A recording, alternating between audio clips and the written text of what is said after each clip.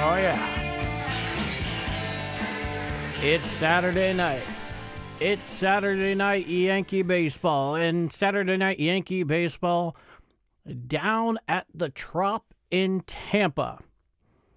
And now, Yankee fans, we're facing something that, well, we haven't really had to face so far this year. A losing streak that seriously needs to be addressed. The last 3 games have not been pretty. Obviously, on Thursday afternoon, the Yankees get 1 hit. If it were not for Ben Rice, the ignominy of that would have been lovely to live with. I mean, I know it happens to everybody eventually, but still, you don't want to have your team saddled with that. Of course, the night before that, so Wednesday night, the A's stole one late. David Bednar giving up the lead coming in the tie game at the top of the 9th. And last night, Luis Gil, not great. The offense, not great. And we're beginning to see the soft underbelly of the Yankees lineup here begin to get exposed. And no one here should be surprised by that, right? We always knew that at best, Ryan McMahon was a heavy glove first, hitter second, and not that great of a hitter. Despite the fact he is making $16 million this year, there was a time when you actually needed to hit to really be able to pull that off, or pitch in whatever capacity. We have Caballero out there at short, who, honestly, he's doing precisely what you expected him to do. And now, I don't think it's unfair to say that a healthy Anthony Volpe, I think we'd all be pretty happy with that one right now.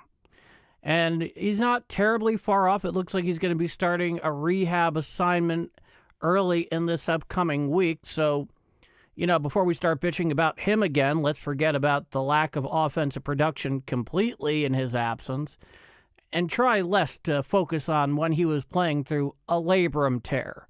I don't care who you are. You're not going to play great when you have a bloody labrum tear. So I'm going to welcome him back. Eyes open, arms wide. Certainly not arms wide, eyes closed. But boy, do the Yankees need a healthy Anthony Volpe right now. One who is friggin' hitting. And then, of course, tonight, the most important thing that's happening is the Yankees are taking their current ace in the absence of Garrett Cole or Rodon, or I guess Cam Schlittler, but I don't think he's fully earned that yet. He hasn't even made a full 20 starts in the big leagues, I don't think. He's just short of that number, I believe, or right there. The point is, he hasn't done enough to be able to say, oh, well, you know, let's put it all on him all of a sudden. They need Max Fried tonight in a big way, and he has pitched phenomenally well. Last time out, obviously, was not in any way his fault. You know, you went through that prodigious rain delay on Sunday afternoon, which turned it into a Sunday night game on Easter. And they were always going to play that thing, just given the weird mashup of off days that were common between the Marlins and the Yankees for the remainder of the year. They existed, but nobody really wanted to go after them. And then, of course, tonight for the Rays, we have Nick Martinez on the mound. So the starting lineup for the Yankees, which sounds awfully familiar: Grisham leading off, playing center, batting second, Aaron Judge in right, Bellinger batting third in left, Ben Rice batting cleanup at first, Stanton, the Yankees professional DH, batting fifth, Jazz Chisholm Jr. at second, batting sixth, Austin Wells, my boy, the catcher, batting seventh, Jose Caballero, the shortstop, batting eighth, and Ryan McMahon at third, batting 9. So that's the starting lineup. And, of course, they're going up against Nick Martinez, who's had a pretty good start to his season, 35-year-old right-hander. Aaron Judge has some decent numbers against him. And here's the first pitch of the game. Fastball, four-seamer, outside corner. to Trent Grisham, who's batting .158, no home runs, 4 RBIs, a .584 OPS through 13 games this season. The second pitch from Martinez, he winds and deals. Four-seam fastball high and over the plate, out of the zone. The count is 2-0. If you haven't seen Nick Martinez's windup, there's a few halts and hesitations in there when he's at the full wind. It's actually annoying as hell. Now, the 2-0. Cutter outside, and the count goes to 3-0 against the left-handed hitting Yankees center fielder, who himself needs to get off the schneid. 158 is definitely not going to keep him in center field with the Yankees. Now, the 3-0 pitch. He deals. Ball 4. So a 4-pitch walk to start off the game here for Tampa Bay. They have Ryan Velarde in left, Eric Mullins in center, Johnny LaDuca out in right, Johnny Caminero in third, Taylor Walls at short, Ben Williamson at second, Jonathan Aranda at first, and Flores behind the dish. And, of course, Martinez on the mound. Here's the first pitch to Judge. Strike, fastball, cutter right over the middle of the plate. And the count is now 0-1 to the Yankee captain, who's batting .224 this year. Now, the windup from Martinez. Rather, from the stretch. He deals. Swinging strike. Swung right over the top of a changeup down and in did Judge. And the count is now 0-2 to the Yankee captain. And looking in for the sign is Martinez. He's from the stretch. He deals. In the dirt. Blocked by Flores, and the count is 1-2. Some good glove work there by Flores. Here in the early going. And, yeah, right now, Aaron Judge, they're just showing that changeup he swung over the top as the top of. Now, here's the 1-2. Swinging strike 3, the first out of the inning. And that will bring up the lefty, Cody Bellinger. And Bellinger has not been his absolute best, but he certainly has been productive so far this year. Home plate umpire Shane Livensparger, that's one hell of a name. Courtney Yes is fairly hitter-friendly. Now, the first pitch. Four-seamer down and out and over the zone, but low, and the count is 1-0. And when Martinez is on the mound, he does this initial 3-tap thing with his left foot before he goes into a full motion to deal. Here's the 1-0. Hit to the right side and past the diving shortstop, rather second baseman. Going to third is Trent Grisham, and the Yankees now have runners on first and third and one out here. So Cody Bellinger jumps all over Martinez there with the second pitch, who just seemed to leave a four-seam fastball out over the plate. It hit it to the right side and right past the second baseman, fielded by the right fielder. He brought it right in. The whole play was directly in front of Grisham. He knew he was going to third from the very beginning. Now, here's the first pitch to Rice. Grounded meekly to the right side and out of play, and the count is 0-1 to Ben Rice. Ben Rice batting .342 on this campaign. He's pretty much been the Yankees' best hitter so far. Looking in, here's the 0-1. Outside changeup down and away to the big Yankee lefty. The count is 1-1. Ben Rice, .342, 4 home runs, 12 RBIs, a .1253 OPS so far in the early going. Now, here's the 1-1. Strike, sinker, right down the middle, 92 miles per hour, according to Yes. Just about knee-high, right down Broadway at that. And the count is now 1-2 to Ben Rice. Triple tap does Martinez. He's at the stretch. He throws to first. Back is Bellinger in time. and the count remains 1-2. So far, Ben Rice has, for all intents and purposes, really been the Yankees' all-around best hitter in the early going. And, that's just fine. Lord knows the Yankees have needed him. Here's the pitch.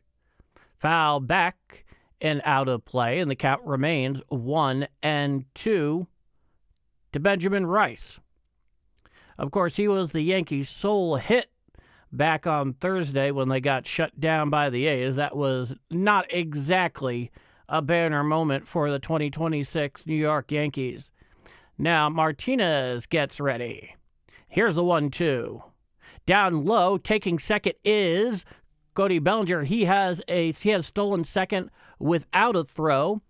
The pitch was dropped by the catcher. He could not get it up and out of his glove to throw down to second. So now the count is 2-2 with a runner at second and third and only one out. So the Yankees are threatening here, and they do need it. Here's a 2-2. Strike three. Down lows looking does Ben Rice, and that'll be the second out of the inning for the Bombers. Now here comes the Yankees' professional designated hitter, the 5-hitter tonight, Giancarlo Stanton, who has actually had a fine year. He's been cooling off a little bit more recently, but for the most part, so far in the entirety of the campaign, he's done quite well. Martinez deals inside sinker to the big Yankee right-hander. The count is 1-0. 326, 1 home run, 7 RBIs, and OPS of 815 here in the early campaign. Now Martinez triple taps. Here's the 1-0. Inside, changeup, not particularly close to the zone. Count is 2-0 to Giancarlo Stanton. 18 pitches here so far for Martinez here in the early going. And he definitely has one of the more eccentric motions you'll see on the mound nowadays. Now, here's the 2-0 pitch. Hit to the left side. Right there is the left fielder for the third and final out of the inning. So, Giancarlo, he was right on it, but it was right at the left fielder. So, the Yankees threaten them, but no dice, folks. The score is the Yankees 0, Tampa Bay coming to bat here on Bombers Game Mike. Well, that was a disappointing first inning. I'm not going to even pretend to suggest that it was anything else at this point. I don't know what you all are expecting here tonight, but I can tell you what I'm expecting here tonight is a damn good Max Fried. This is one of those games that you pay someone like Max Fried the big bucks for. And he knows it. That dude is a pro through and through. And right now, if you need to win one game, it's either him or Cam Schlittler that you'd want to put on the mound based on who's available. But all the same, he has really been everything and a bag of chips so far here in the early going for the Yankees, and of course, all of last year. Right? He was the guy that really stepped up in the absence of Garrett Cole, the guy they really needed. Now tonight for the Rays, here's their starting lineup. They have Diaz, the DH, leading off. Velade, the left fielder, hitting second. Aranda, the first baseman, batting third. Caminero, the third baseman, batting cleanup. Williamson, the second baseman, batting fifth. DeLuca, the right fielder, batting sixth. Mullins, the center fielder, batting seventh. Fortes, the catcher, batting eighth, and Wells, the shortstop, batting ninth. And here comes Max Fried, and yes, that is correct. Yes, entertainment and sports. Max Fried does have to help stop the bleeding tonight for the Bombers. And let's put it this way: if I have to put the ball in one guy's hands right now, it's this dude out here on the bump for the Yankees. He is so first class. It's incredible. Now, stepping into the box is Diaz. Looking in for the sign is Max Fried. And here's the first pitch. Inside. For Cutter just missed the zone. Looks like we have an ABS challenge on that one. Initially ruled a ball. Let's see what ABS has to say on the matter. And the Yankees challenge is successful. It is a strike. The count is 0-1 to Diaz. The call has been overturned. Beautiful stuff there on the part of one Austin Wells. Looking in from the full windup is Max Fried. He has the sign. And the pitch. Up and in, a cutter out of the zone, 92 miles per hour, according to Yes. The count is 1-1. So a couple of pitches here on the inside half of the plate so far to Diaz, who's batted .373 so far this year. Tip of the cap to that dude. Hell yeah. Now, here's the 1-1 pitch. Outside, checking down to first. Did he go? No, says Blue down the first base line. The count is 2-1 to Diaz. Now, Max Fried, he throws he basically can throw everything the catch and sink at, but I think he has a total of 7 pitches and various variations he'll use. Now, here's the 2-1 pitch. Outside, four-seam fastball missed well out away to the right-handed hitting Diaz. The count is now 3-1 to Tampa's DH tonight. Yes, focusing in on Jose Caballero. We'll see he'll have a job much longer with Anthony Volpe coming up with a rehab assignment this week. Here's the 3-1. Hit down the right side and out of play. And we're going to do 3-2 all over again. So when Max Fried's attacking the zone, when he's really mixing it up, when he's really changing speeds, that's when he's just downright nasty. I mean, there's no other way of putting that. He looks in from the full wide, the 3-2 pitch. Swinging strike 3. Down goes Diaz, and that'll be the first out of the inning here for the Bombers. We got Bellinger in left, Grisham in center, Judge in right, McMahon at third, Caballero at short, Chisholm at second, Rice at first, Stanton, the professional DH, as well as Austin Wells behind the dish, and of course, Max Fried is on the mound. And I know Ryan McMahon is not exactly a name most Yankee fans are all that thrilled with at the moment. Here's the first pitch. Foul back behind the plate and out of play. And the count is 0-1 to Velotte. Ryan Velotte, he's batting a whopping 100 so far in 6 games. No home runs, 1 RBIs, a .282 OPS. That hurts. That hurts. Now, here's the 0-1 pitch from Max Fried. Outside, four-seam fastball, not particularly close to the zone. And the count is 1-1. And if you have a line for what you think Max Fried will lay down here tonight in this outing, be sure to leave it in the live chat. I always love to see that sort of thing. Now, here comes the 1-1 pitch. Just missed outside, a changeup. Are they going to challenge that one? Nope. They're gonna let it be. The count is 2-1. I mean, I think they could have legitimately challenged that one. It was very, very close. So the count is now 2-1 with 1 out here in the bottom of the first inning. Ryan Velotte, the second hitter here, is at bat. Max Fried has the sign. And here's the 2-1 pitch. Down in the dirt, a sinker, not particularly close to the zone. Velotte initially flinched, but in no way would constitute a swing. So the count is now 3-1 to Velotte. And for a 2-hitter hitting 100 on the season, not that great. Now, the 3-1 from Max Fried. Fly ball to left field. Right there is Bellinger underneath it, calls it, waits for it, and that is the second out of the inning. And God, that thing took an eternity to come down. I don't know if he had a little bit of trouble seeing it initially against the backdrop of the new roof at the Trop, which I got to admit looks a lot better than the one that got blown off by a hurricane. But I can imagine the ball might blend in a little bit. It's better than, just the like hospital gray one that it used to sit there when you're looking at it from down on the field level. Now, here's the first pitch to Aranda. Sweeper down way out of the zone to the left-handed hitting Aranda. He's batting .253 home runs, 12 RBIs, 809 OPS on the year, is the Tampa's first baseman tonight. Here's the pitch. Ground ball. Here's Caballero, who fields it well to the right of second, and that is the third and final out of the inning. So nothing across for Tampa. They go 1, 2, 3, and we go to the top of the second down at Tropicana Field. I'm Paul D. This is Yankee Baseball, and you are watching Bombers Game Mic. And thank you for joining me here on a fine Saturday night of Yankee baseball for a game that, and certainly in the early going, they most definitely need to friggin' win. All right, not that everybody here needs to lose their head over it, but there are just some games where it's pretty damn obvious in the clubhouse, in the press box, or me sitting here in my studio that they need to get a win. They've been kind of embarrassing lately. And, I know Yankee fans, we don't exactly have the quality that's called patience. That's what I like to call the Steinbrenner inheritance. I can think of some other things I would like to have inherited from him, but we'll go with the lack of patience for now. And so we await here the top of the second inning.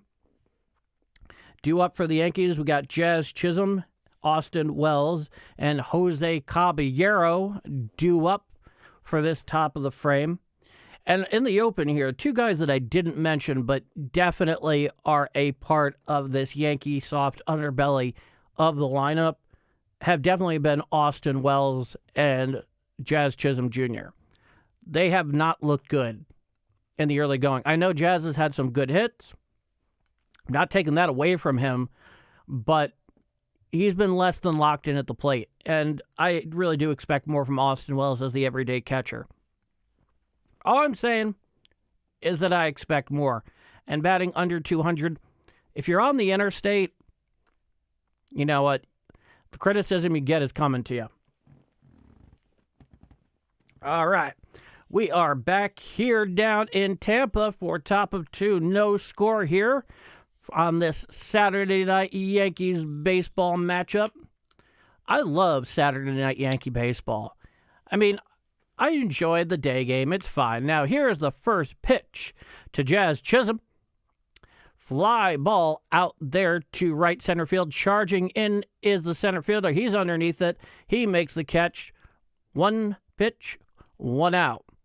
So, once again, Jazz Chisholm really needs to get locked in. One pitch, one out here. Come on, brother. You got to do better than that. Am I right, folks? Am I right? I think I'm right. Now, here comes my boy Austin Wells, who is batting 152 on the campaign, and the first pitch for Martinez. That's in the dirt, a cutter well out of the zone. The count is 1-0 to the left-handed hitting Yankee catcher. 152, no home runs, no RBIs, a 445 OPS. That is absolutely brutal. Here's the pitch. There's a strike. Looks like a cutter, just like change up. Right down Broadway, might I add. And the Yankee and the S Network scoreboard is brought to us by the New York Lottery. Sounds great. Now, here comes the 2-0, Hit to right field. Going back is the right fielder looking up, and it is gone. A home run for Austin Wells. A solo job here down in Tampa, St. Pete. And the Yankees now have a 1-0 lead. Oh. Well, I guess that's why I continually call him my boy Austin Wells. Talk about finding a way to get off the schneid. Right on cue, might I add. 1-0 Yankees here in the top of the second inning. And here comes the right-handed hitting Yankee shortstop Jose Caballero. Let's get a replay on this, yes, because I would like to relive the memory. And so would all of you listening and watching. Here's the first pitch of Caballero. That's a strike, cutter basically down Broadway, 90 miles per hour. The count is 0-1 to the Yankee shortstop. No, he really got all of that one, did Austin Wells. He just pulled it like right down the line. It was actually beautiful to watch. Here's the 0-1. Strike, changeup, inside corner about a little more than knee high. Caballero is batting 125, no home runs, and RBI in 336. Now, Caballero has one excuse going for him, is that he's filling in. Here's the pitch. Up and away, four-seam fastball, not particularly close to the zone. The count is 1-2. He's filling in for Anthony Volpe, and his basic mission statement that he was given is hold down short defensively, do what you can offensively. But they can't sit with that formula for very long. Now, here's the 1-2. Foul down the right field side and out of play. And the count remains 1-2 to the Yankee shortstop. Now, here's our replay. Yeah, that thing was middle in to Wells. He just dropped the bat head. And it went, like 6 or 7 rows deep into right field. Here's the pitch. Changeup low and over the plate, 79 miles per hour according to Yes. And the count is now 2-2 to Caballero. Martinez moving quickly. Now, here's the 2-2. Strike 3, down swinging goes the Yankee shortstop, and that will be the second out of the inning. So not exactly as wonderful an at-bat so far as we got from Austin Wells, but you know what, that's kind of what we expect. Now, here comes the much-maligned Ryan McMahon batting .069 on the campaign. He did not start last night's game. Now, Martinez winds and deals. Outside curveball. Landed just about knee-high, but it misses the plate clear, and the count is 1-0. And certainly McMahon wants to get off the schneid. That would make things easier. Now, the 1-0 from Martinez. Swinging strike, swung right through a cutter that was upstairs and out and over the plate. I mean, honestly, under better circumstances, you would hope a professional left-handed hitter in the major leagues would have mashed that one, but I'm your broadcaster, not your hitting coach. Now, we have a conference out on the mound for Martinez, and if you've never seen Nick Martinez pitch, he has a very eccentric windup. He does a couple of taps on the mound. This is when he's from the full windup. Then he pauses. Then he winds and he pauses slightly again, and then he comes home. It is annoying as hell. I mean, I grew up watching El Duque. I know a little something about appreciating, eccentric windups, but this is annoying. Here's the 1-1. Hit to the right side and over the second baseman's head, and that is a 2-out base hit for Ryan McMahon. And God help us, the end of days are not here. Ryan McMahon just got a 2-out single here in the top of the second. It happened. I know. I just saw it. Believe you me, folks, it happened. I was there.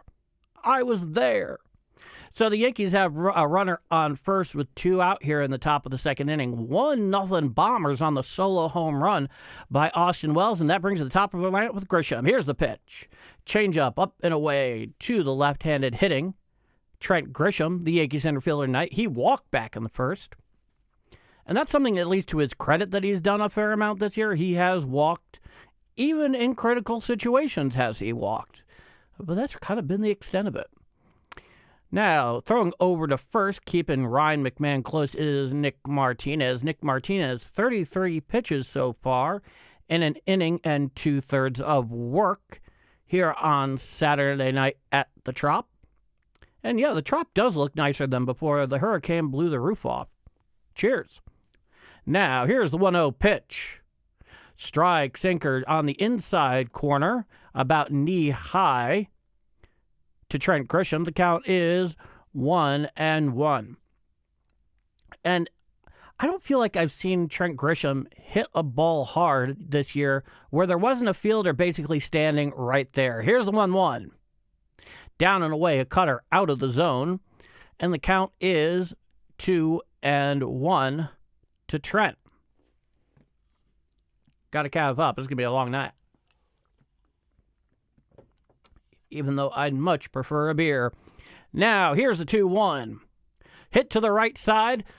Right there is the right fielder. He does not need to move. He catches it easily, and that is the final out of the inning. So, wasting a rare Ryan McMahon single with 2 outs, we go here to the bottom of the second inning. 1-0 Yankees on the power of the solo shot by Austin Wells. I'm Paul D., and you are watching Bombers Game Mic. And thank those of you who are joining me here tonight. I know you're here. And if you want to make yourself known, definitely do so in the live chat. Let me know where you're watching from. Let me know what you expect from the Bombers tonight. What you expect the line from Max Fried to be. I like knowing your thoughts. I mean, yeah, sure. I love the sound of my own voice, but I also like knowing what you guys think too. So we're heading here to the bottom of the second inning. And, credit to Austin Wells for running into one there. That was not a cheap home run. That was not a Yankee Stadium short porch home run. That much is certain. So we're going to head here to the bottom of the second inning, in which we have Caminero, the third baseman. He's due up. Williamson, the second baseman. He's second. And DeLuca, the right fielder. So basically 4, 5, 6 in the Tampa lineup. Going here, Max Fried early on looking really good so far. Very much his usual self. No doubt. But it's early, and, well, we know baseball. Oh, yeah. That's good stuff. All right, we are back here for the bottom of the second inning. 1-0 Yankees, 1-3-0 Yankees, 0-0-0 so far for the Rays. And a tip of the cap to Meredith Marakovich. I believe she's been doing this now for 15 years on Yes. That's incredible. Though I really did like Kim Jones. She's actually an excellent journalist. Who am I kidding? Looking in is Max Fried. And the first pitch to Caminero. That's a strike. Sinker inside corner to the right-handed hitting Caminero. And the count is 0-1 to Tampa's 4-hitter tonight. Now, winds and deals. Well up and away, a curveball nowhere near the zone. And the count is now 1-1. Stepping back onto the bump is Max Fried. He looks in. He has the sign.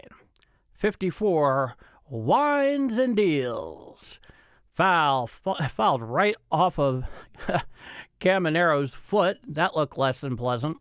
And the count is now 1-2 to Caminero, who's hitting .220, couple of home runs, 3 RBIs, 699 on the year. That's through 13 games. So he's played every step of the way so far.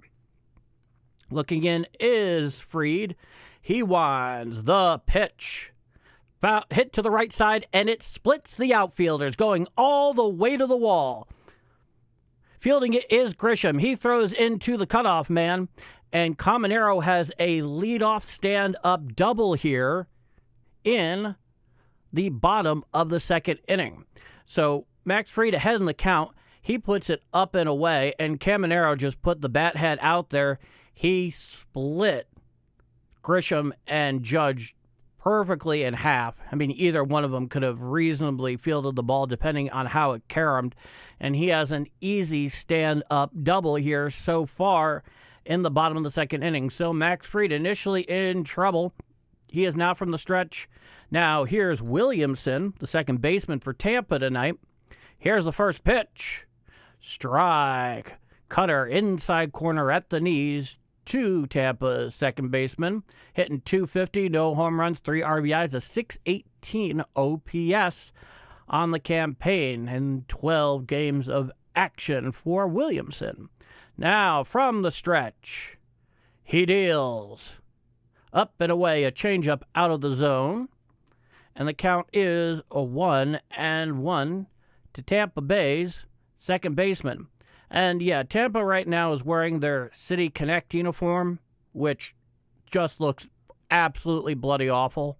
Most City Connect uniforms do. Now here's the pitch. Fouled back behind the plate, out of play. Seemed to bounce off the glove of Austin Wells. And the count is 1-2. And when you look at the majority of those City Connect uniforms, it is absolutely no question why the Yankees have refused to participate in that. In fact, the only City Connect uniform that I think looked even remotely decent are the Angels. And that's kind of been the best thing about the Angels for a long time. Now, Fried comes set. And he looks forward. Here's the 1-2. Hit right up the middle, fielded by Jazz Chisholm. He throws to first in time for the second out of the inning. So Max Fried, it got hit right up the middle to him. It looks like he might have gotten a piece of it on his glove. He could not field it. There's no question about that. Moving over to third is Caminero. No, he just missed it with his glove. Luckily, Jazz Chisholm was actually fairly well shaded on that particular play with the bounce that the ball took right there in front of the mound, and he was actually able to take him down pretty darn quickly. So that's the second out here. Rather, that's the first out. Here's the pitch. Swinging strike. Let's correct that. And the count is now 0-1. And the Yankees have brought in their infield. All four of them are playing even with the bag in case it hits right to them and they need to cut down Caminero at the plate. Now, here's the 0-1 to DeLuca. Hit to the right field side. Charging in is Judge, and it will bounce in front of Judge. Scoring is Caminero from third, and that will be an RBI single for DeLuca, and the Rays have tied the game at 1 apiece. So not the best pitching here. That's the second time this inning Max Fried has largely been ahead in the count. And we get this. So, what are you going to do, right? So, runner on first, 1 out. It's a tie game thanks to the RBI single. And here's the first pitch to Mullins. Fouled down the first base side out of play. The count is 0-1 to Mullins. Cedric Mullins, the center fielder, batting .136, a home run, 5 RBIs, a .415 OPS through 12 games this year. Now Fried comes set at the belt. He's at the stretch. Here's the 0-1. Fly ball out to center field. Going back to his right is Grisham. He brings it in, makes the catch. DeLuca is going to be staying right there at first, and that'll be the second out of the inning by Max Fried, who's clearly less than pleased with his performance so far. Now, here comes the catcher, Nick Fortes. He's hitting .324 with a home run, 6 RBIs, 845 OPS so far this year. Fried comes set at the belt. Here's the first pitch to Fortes. Just missed sweeper outside corner. They are not going to challenge that one. And something you got to know, the more you watch Max Fried, the more evident it is. His body language is so demonstrative when he's frustrated with himself. That and he slows down a paramount. Now, he looks in for the sign. And here's the 1-0. Down and in a sinker to the right-handed hitting Fortes. The count is 2-0. In fact, when he is frustrated with himself, his body language is almost uncomfortable to watch. It just kind of like gets under my skin a little bit somehow. But he is very much paying attention to the runner over there at first. He looks in. Throws to first. Did he get him? Very close play on the pickoff there of DeLuca. So the count remains 2-0. And, give credit to Max Fried. Pretty friggin' solid pickoff move. He came very close there. That and the tag that was applied by Ben Rice was also very good. But no question, DeLuca got back in time. So it's a 2-0 count here. Runner on first, 2 out. Game all tied at 1. The pitch. Strike cutter. Outside corner at the knees. And the count is now 2-1. And .324 for your 8-hitter in the case of Fortes. I'll buy that for $1. I'll buy that for $1. Comes set at the belt is Max Fried. Now here's the 2-1. Grounded to the left side, fielded by Caballero. Throws to Chisholm at second for the force, and that will end the inning. So they get one back, does Tampa.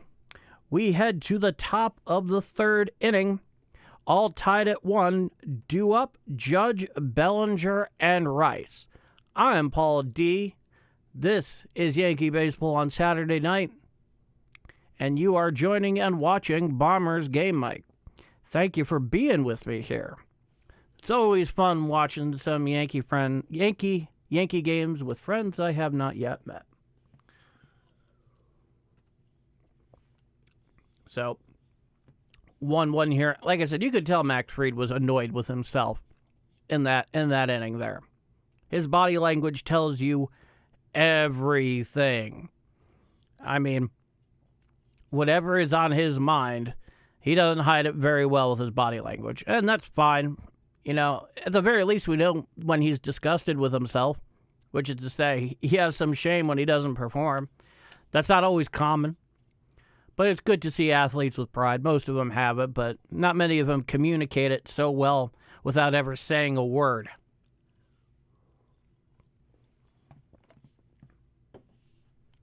In fact, for the most part, when it comes to interviews with players, I'm very seldom interested in what they have to say until their career is over, when they can actually say what they were actually thinking, feeling, and what was going on. Otherwise, you get a lot of canned responses, and, they're professional athletes. They're not professional communicators, right? These guys don't talk for a living. They may talk shit for a living, but they're not professional communicators. Just a thought. Okay. Well, if you're joining me here, I hope you are doing so with an adult beverage. It is Saturday night. It is baseball. And yeah, that overhead chopper, or maybe a drone shot of Tampa right now by Yes Network, looks so damn inviting. I could be all over that. Now, here is the first pitch to Judge. Fouled down the first base side, out of play. The count is 0-1 to the Yankee captain, who's 0 for 1 tonight. He struck out back in the first. He has a .220 average, 3 home runs, 7 RBIs, 724 OPS. Now, here comes the 0-1.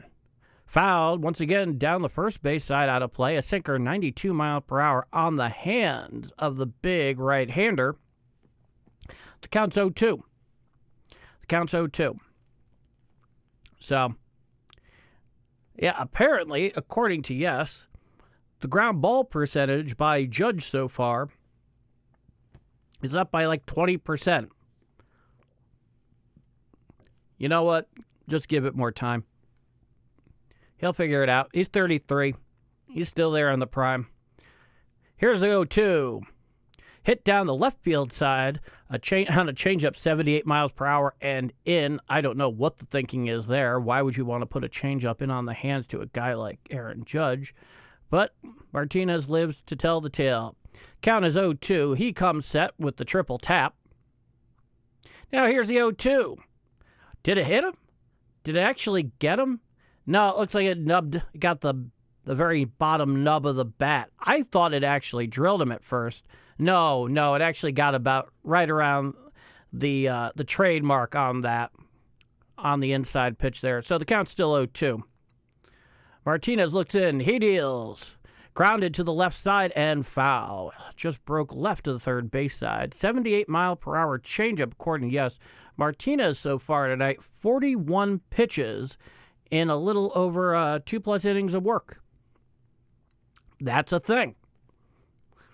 Now, Martinez looks in. He triple taps, which is annoying as hell. Now, here's the 0-2. And it is a fly ball to shallow left field. Underneath it is shortstop. He holds it in and makes the catch for the first out of the inning. I get the feeling that even the Rays at this point are having a little bit of trouble making out the ball against the new roof. Maybe they just lost practice of it for not doing it for a year, playing outside. But that's the second time tonight. Time is granted by the home plate umpire to Cody Bellinger, the left fielder tonight, batting third in the lineup. 1 out, nobody on. Here comes the first pitch to Bellinger. Sinker strike right down Broadway, middle. A sinker, 92 miles per hour, according to Yes. The count is 0-1. And there is a slight shift to the right side on the part of Tampa. Here's the 0-1. Swinging strike, swung right over the top of a curveball that was out over the plate, but broke significantly down to about the toes. And the count is now 0-2. Cody Bellinger, he is 1 for 1 tonight. Double tap. Triple tap. Here's the 0-2. Foul back behind the plate and out of play. So as I was saying earlier, Martinez has this like double or triple tap, depending whether he's from the windup or the stretch. Then he pauses. Then he has this big eccentric windup. Slightly pauses again. It is absolutely irritating as hell. Here's the 0-2. Popped up behind the plate, out of play. The count remains 0-2 to the Yankee left fielder. Nobody on, one out here. It is all tied at 1 down at the Trop. Martinez begins to wind. He deals. Foul back and out of play, and the count remains 0-2. So, hey, credit to Cody Bellinger. He's making Martinez work, even though he has not recorded a single ball in the at-bat. Professional hitting right there. Here's the 0-2. Hit to the right side, foul down the first base side, out of play. That was a changeup, 78 miles per hour, that was kind of out and over the plate, but about shin high. And the count remains 0-2. Now, the triple tap from Martinez. He winds the 0-2. Outside, changeup, 78 miles per hour. Crossed right out over the right-handed hitter's batter's box. And the count is 1-2. Martinez looks in. He comes to wind. Here's the 1-2. Fouled off the foot of Cody Bellinger. And we'll do 1-2 all over again. Long at bat here by Cody Bellinger. Very professional. Really working Martinez, who's already at 50 pitches. Cheers to that. Martinez looks in. He winds. Eventually, in the 1-2. Fouled down the left field side, out of play. Giving chase is the left fielder, but it is clear into the stands. A lot of foul territory down at the Trop, especially that, you have bullpens in foul territory here. A dying thing in baseball. I remember when that was far more common. Now, winding and dealing, Martinez, the 1-2, outside, curveball, nowhere near the zone. And the count is now 2-2 to Belly. Now, winding and dealing is Martinez whenever he feels like throwing the ball. Here's a 2-2. Popped right up, and Bellinger is disgusted with himself. Underneath it is Tampa shortstop. He hauls it in, and that'll be the second out of the inning. And you could tell Bellinger was pissed at himself, as if he just missed something right there. And he might have. But unfortunately, just a lazy fly ball to left center field taken in by the Tampa shortstop. And that is the second out of the inning. Now, here's the first pitch of Ben Rice. Changeup down and away. It is an ABS challenge, initially ruled a ball. We will see what happens with this challenge. It is indeed a strike, so that it is overturned from a ball, and it is now a strike. The count is 0-1 to the left-handed hitting first baseman for the Yankees, Ben Rice. 54 pitches so far for Martinez in this outing. He comes set. Here's the pitch. Hit to left center field. Chasing after are both outfielders. Fielded by the center fielder who boots it. The left fielder falls down at the track, gets up, and Ben Rice has a stand-up double here with 2 outs here in the top of the third inning. And this was absolutely silly out there. They get out there. It splits them apart. It doesn't get all the way to the wall. The center fielder goes to it, gets it in, drops it. Then it's picked up by the left fielder, who falls down, manages to get up, and then throw it back into the infield. That one might be on a blooper reel for a while. It was not a very pretty play, but at least it wasn't against the Yankees. Here's the first pitch.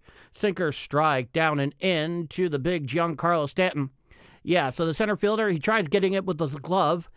He can't. It reflects out. It goes directly to the left fielder. He's about 5 feet away. He gets it in his hands. He falls over, gets back up, and throws it back into the infield. Changeup down and in and out of the zone to Giancarlo. The count is 1-1. 0-for-1 tonight. A lineout back in the first did Stanton.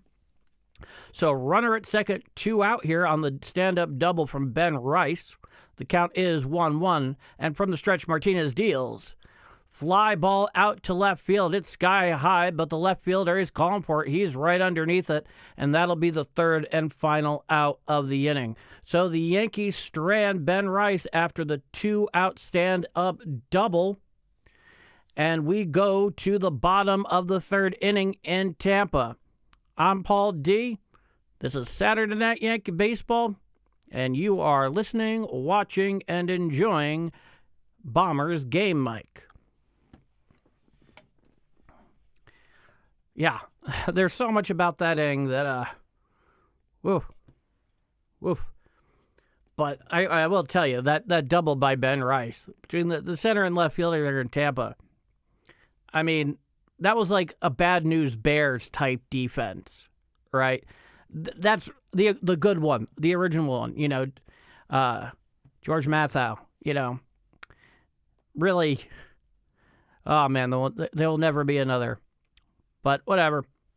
Bad news Bears defense on the part of Tampa tonight, who's wearing, once again, their City Connect uniforms in the Devil Ray style. I know last night they just went straight throwback Devil Rays. And, that makes me slightly sentimental. Growing up, late 80s through the 90s, I remember them as an expansion team. I remember how hapless they were at one time. And that's fine, to look at occasionally. Now, the City Connect version of that jersey looks like utter crap. I mean, it looks like it was puked out by Nickelodeon. I can't make that up. It just does. So, once again, credit to the Yankees for not getting involved in that silly garbage, because class, tradition, all that sort of thing. Mostly. A lot of class and tradition. If Joe DiMaggio played for your team, you got pretty much like 90% of it covered. Alrighty, so we're back for the bottom of the third inning, and out for his third frame of work is Max Fried. 1-4-0 for the Yankees, 1-2-0 for Tampa Bay. And here's the 9-hitter Walls batting 167 on the year. Max Fried looks in, and the lefty deals. Strike, four-seam fastball on the inside corner, 90 miles per hour. Taylor Walls, the 9-hitter, their shortstop, 167, no home runs, no RBIs, 481 OPS, but he's only been in 4 games so far. Now, here's the 0-1 from Fried.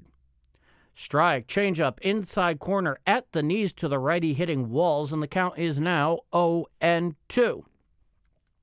So one thing you must give to Max Fried so far is he has been largely getting out ahead in the count against the batters he has since faced. Now, here's the 0-2 pitch. Fly ball to left field, slicing towards the pole, and it is... What do we got? What are we seeing here? It is a foul ball. Whew. Santa Maria. Count still 0-2. It was hard to tell on the slice there in real time. And the camera just kept looking in on the pole there. And on the replay, we can see it didn't miss by much, but it definitely missed. So it's an 0-2 count. Max Fried has the sign. The lefty winds and deals the 0-2.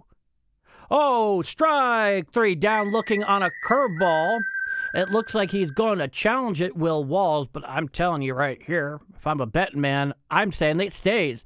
And the call is confirmed, strike 3. So down go looking does Walls, and that is the first out of the inning for Max Fried here in the bottom of the third. I'm telling you right now, is my prediction. There are going to be plenty of players, mostly catchers. Here's the first pitch from Fried. Fastball up and away out of the zone. The count is 1-2 to the leadoff hitter Diaz. But they're going to be mostly catchers who are going to turn their ABS success and their challenges into dollars and cents on the free agent market or via trades. Now, here's the 1-0. There's a strike, sinker inside corner at the knees, 92 miles per hour. The count is 1-1 to Diaz. The right-hander tonight, he's 0 for 1 from Max Fried. Fried looks in, and here's the 1-1. Fouled down the first base side out of play, and the count is 1-2 to Diaz. So Max Fried looks like he's on something of a mission right now. He's moving quickly, and his body language has definitely improved. Now, looking in for is number 54. He has the sign. And the pitch. Just missed, cutter down and in at the knees. To the right-hander, the count is 2-2. Now, Fried once again has the sign. He winds, and here's the 2-2. Ground ball to the right side. Right there is Chisholm. Picks it up, throws to first in time for the second out of the inning. So Jazz Chisholm picks up that basically two-hopper ground ball and has Diaz by about a mile at first for the second out here in the bottom of the third. 1-1 tie here. The one run by Austin Wells solo job, and the other one from Tampa on a couple of hits. Here's the pitch. Strike, curveball outside corner to the right-handed hitting Velade, and the count is 0-1. So, Max Fried awfully keen to keep them right where they are at the moment. Here's the 0-1 pitch. Did he go around? Check swing, goes down to first. First base umpire says he swung, and the count is 0-2. Despite what the scoreboard is telling you. Did he go around? Oh, yeah, he definitely went around. Definitely went around. They're still saying it's 1-1. Here's the pitch. Foul back behind the plate, and the count remains 0-2. And here's a little something that I've noticed since I've begun doing these play-by-plays. You wouldn't believe how often off the mark the Yankee scorebug is for yes. I don't ever remember it being that bad just watching it casually, but it happens a lot. It is annoying as hell. Now, here's the 0-2 pitch. Foul back over the home dugout on the right side, and the count remains 0-2. That was Max Fried's 42nd pitch so far through 2 2/3 innings. Back in the box is Velade. Fried has the sign, and he deals. Fly ball to left field. Underneath it is Bellinger. He's at the track right in front of the wall, makes the catch for the third and final out of the inning. So 1, 2, 3 goes Tampa Bay in the bottom of the third. We're all tied at 1. It is Saturday Night Yankee Baseball. I am your host and play-by-play broadcaster, Paul D., and you are watching Bombers Game Mike. Yeah, all right. Top of the fourth inning, 1-1. Acceptable outcome so far. I would really like to see the bats wake up a little bit here. So we got Jazz leading off, followed by Wellesley and Caballero here going in the top of the fourth inning. Obviously, Wells homered back a couple innings ago. That is the only Yankee run so far tonight. It's not bad. He's definitely picking it up there. Having a fine game. Obviously, Jazz has to get off the schneid here, man. I like him a lot. He's a very exciting player, very fun to watch. There's no player that's fun to watch when they're on the schneid like this. Very hard to watch. But you know what? He'll pick it up. The one thing I can say about him is that even when he's playing like crap, Jazz Chisholm does not, he doesn't back down. He seems very comfortable to me in the spotlight. In fact, I'd say he gets off on it, honestly, but he certainly would not be the first person out there to do that. It happens. But he's our leadoff hitter here, and Max Fried has done a pretty solid job here through 3. Obviously, he was annoyed with the run back in the second. He'd be the first person to tell you that. But, oh, hey, the Savannah Bananas coming to Yankee Stadium April 25th and 26th. Well, how can I possibly miss that? Christ almighty. Here's the first pitch to Chisholm. There's a ball outside. Count is 1-0. I have a complicated relationship with the Savannah Bananas. I mean, I understand it's generally good for the game, but they get annoying quick, man. Now, here's the 1-0 to Chisholm. Popped straight on up to the outfield there. Calling for it is the center fielder. And then in comes the left fielder. He makes the catch. And that's the first out of the inning. Jazz Chisholm has seen a total of 3 pitches tonight. 3. That's not pretty. I don't care who you are. A wee bit of patience here, folks. A wee bit of patience if you're Jazz Chisholm in the box. Now, he might be pressing. I'm sure he is. Now, here is Wellesley. He homered his first time up. Here's the first pitch. Martinez fouled down the left field side and out of play. The count is 0-1 to the Yankee left-handed hitting shortstop. And yes, if you are joining me, I do a radio play-by-play call of the game. So you don't even necessarily have to watch it. Here's the pitch. Curveball up and away out of the zone. Count is 1-1. It can be your companion when you have on yes. It can simply be your feed for the game. I'm just glad you're here. Thank you for joining me. Now, here's the 1-1 to Austin Wells. Strike, changeup right down Broadway, about knee high. And the count is 1-2. We're all tied at 1 here with 1 out in the top of the 4th inning. Austin Wells 1 for 1 with the solo job. So, he's the man so far tonight. Looking in is Martinez. He comes set below the belt. Here's the 1-2. Strike 3, down swinging goes Wells, and that'll be the second out of the inning. So, second at bat, not nearly as impressive as first at bat. And now here comes the Yankees' right-handed hitting shortstop, Jose Caballero. And like I said in the open, offensively, we haven't really expected that much from Caballero. And he has done a serviceable job defensively. Here's the first pitch. Hit to center field.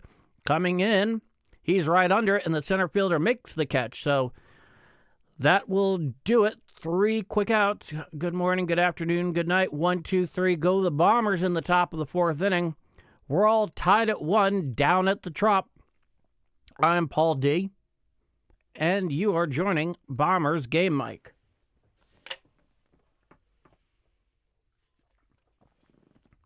No, he's largely been doing exactly what they asked him to do, right? They asked him, essentially, keep short, nailed down defensively, and everything we get offensively is a bonus. And I can say this for sure. As much of a shiesty taste we have in our mouth from Anthony Volpe last year, he did have a torn labrum. And I'd like to think that a healthy Anthony Volpe, who is supposedly supposed to start a rehab assignment down with the Somerset Patriots of Double-A, that it goes well and he gets back just about as soon as he can. Because the ceiling for Anthony Volpe is, definitively higher than it is for Jose Caballero, who's a fine player, but they're asking a lot from him. They really are. And, these players, you give them enough at-bats, and they will tell you and they will show you exactly what they are. So, in that respect, at least I'm not disappointed because my expectations were not that high. Ryan McMahon, on the other hand, that's a different friggin' story. You're making $16 million a year. I get it. They traded for him to really nail down their defense at third, which really was not that great prior to the trade deadline last year. Okay, well, here's something interesting. Garrett Cole is going to be facing live hitters tomorrow down in High A Hudson Valley. And, of course, they're looking to have him back by late May or early June. Do not get your expectations up that he'll be back before 15 June. I don't think it's happening. Here's the first pitch. Foul down the left field side. Not foul, but a fly ball going over is Bellinger. He makes the catch right at the line. 1 pitch, 1 out here in the bottom of the 4th inning. And it looks like he was having a little trouble tracking it because he kind of rounded out on his route towards the ball, did Bellinger. And right off the bat, I thought that thing was going to be 10 feet foul. And of course, had it landed, it would have most definitely been in fair territory. Now, here's Caminero, the pitch. Outside, changeup and away to the right-handed hitting. Caminero, he's 1 for 1 tonight, a double in the second, and he scored Tampa's only run so far. We are a tie game here, of course. Here's the 1-0 pitch. Down and in, a sweeper, 82 miles per hour, landed right near Caminero's back right foot. The count is 2-0. And Max Fried has been decently effective here tonight. Not what he'd want, but pretty good. Here's the 2-0 pitch.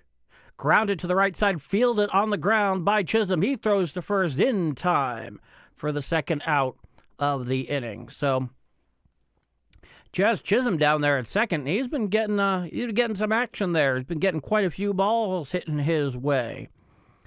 And, so long as he doesn't go lackadaisical on it in a critical situation, again, we're cool. Here's Ben Williamson. He's 0 for 1.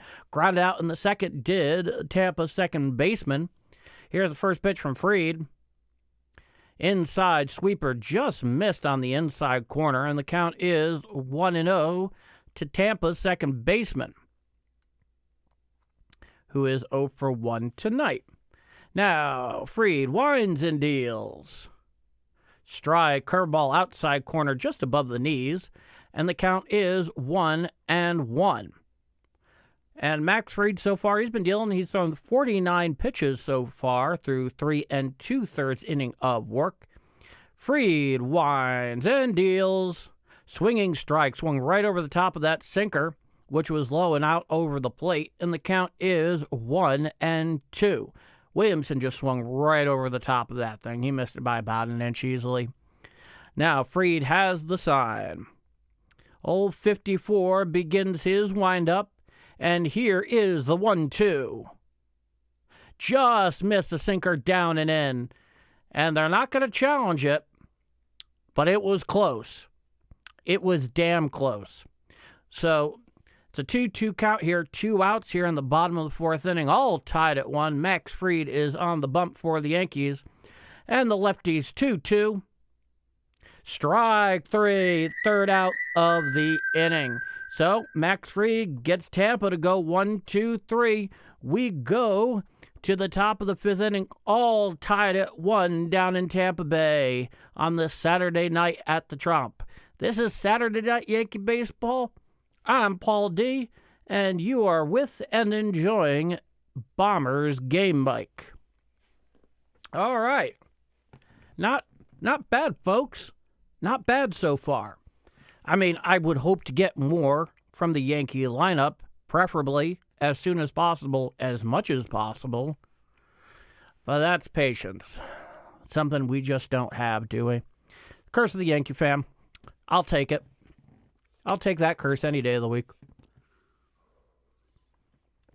Nothing wrong with having reasonable expectations when you have a world-class roster.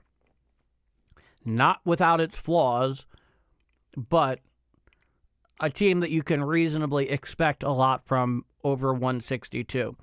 And, of course, the roster really isn't complete.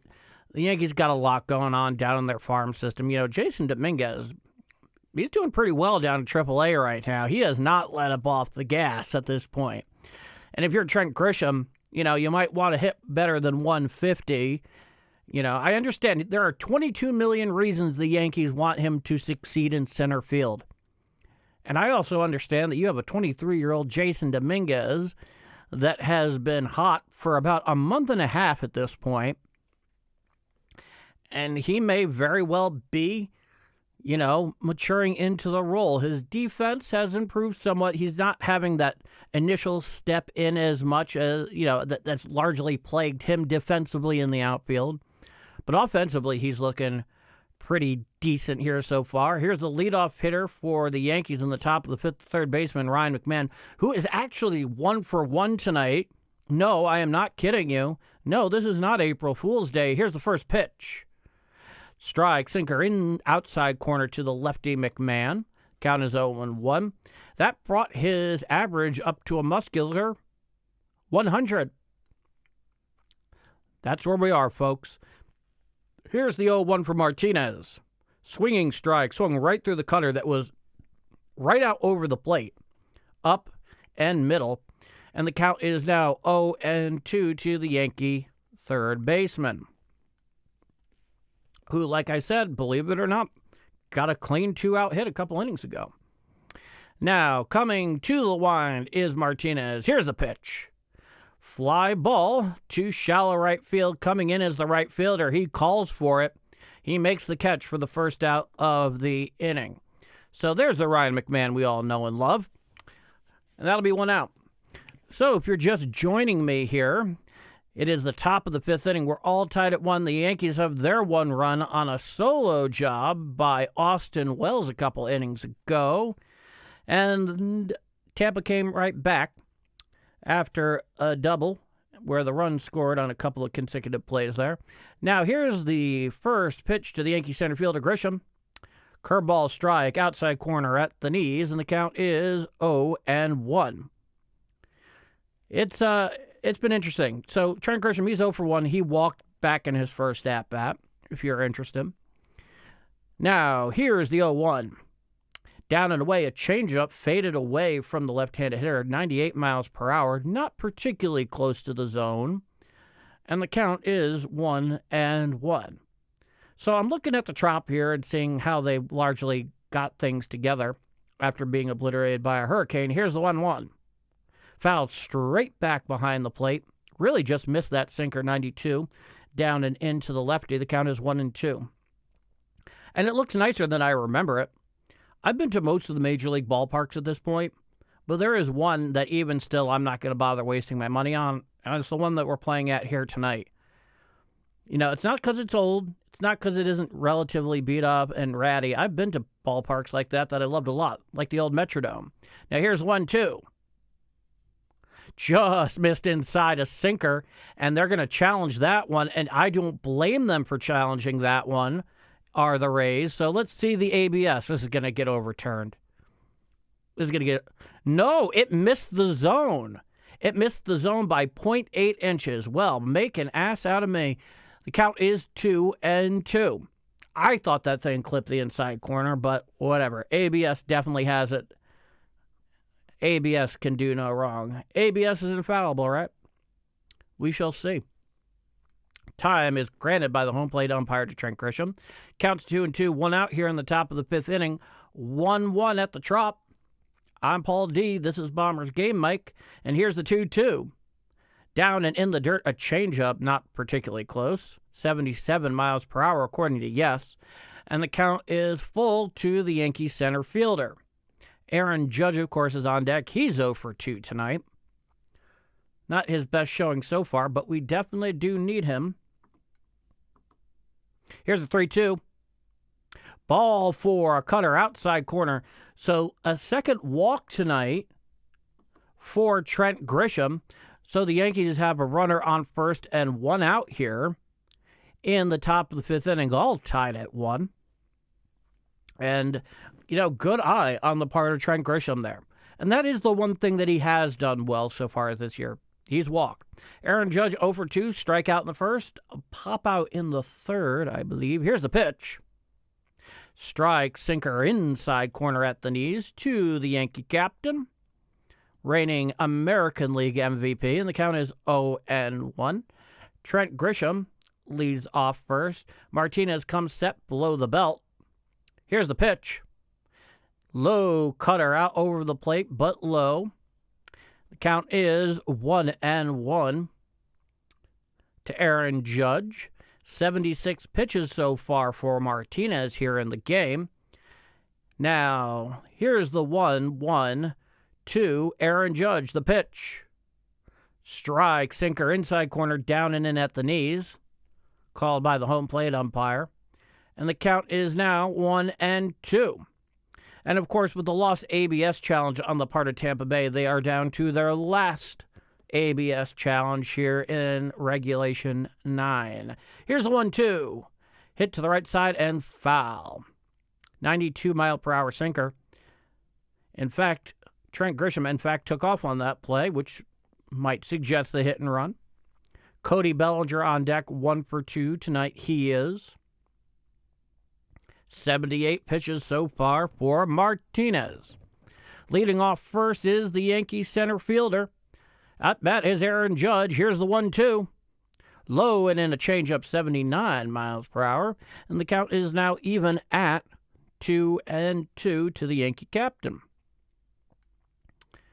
And there is a shift clearly to the left side. The second baseman is well in on the dirt there, just to the right field side of second.